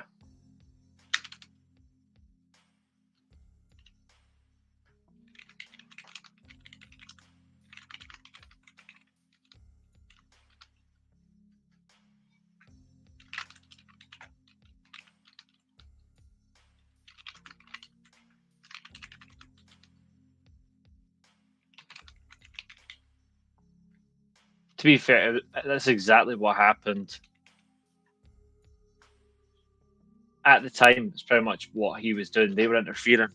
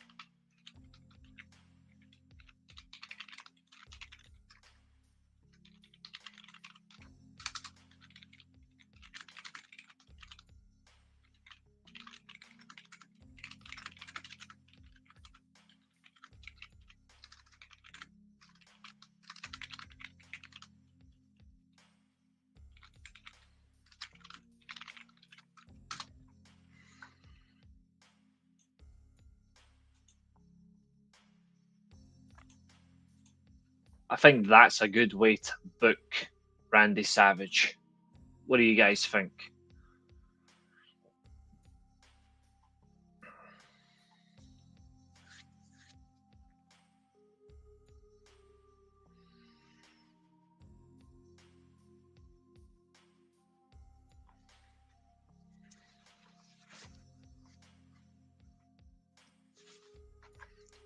It's hard with Savage at the time, though.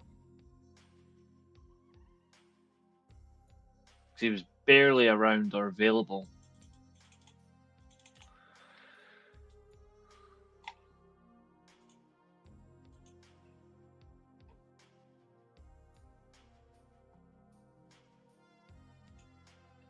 Second coming of Y2J.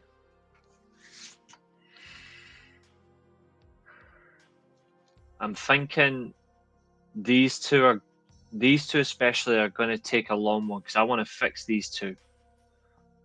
So I tell you what, we're going to save these two until tomorrow, and we're going to do them as part of the review show. So, because we've went 3 hours 39 minutes, and I actually am a little bit tired. My back is actually getting very sore. Ladies and gentlemen, I want to say thank you. Your support is incredible. I don't know how the hell this happens. I really don't. I've got no light. Hold on. Jeez. There we go. It did go by fast. It did. We got a lot described tonight. I had a lot of fun. And we're going to do more of these shows. We're not stopping these. I like these. So, ladies and gentlemen, please enjoy Dynamite. Sit in a chair. To be fair, I've had back problems for a long time, but obviously, like today I had a lot of exercise, but it's just like now I'm starting to feel pain. Ladies and gentlemen, I'm going to get out here. I'll be back tomorrow. We're going to kick ass. But be prepared because who knows what's going to happen on Dynamite. But sit back, relax, enjoy it. I will see you tomorrow. Yeah, a hell of a lot more. And solid speed internet was so good.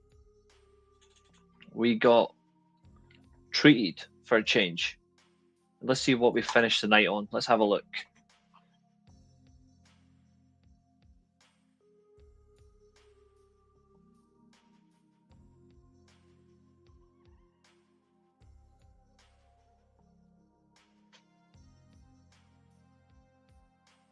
$248.3 megabytes. Okay, that's my download speed. What's my upload speed?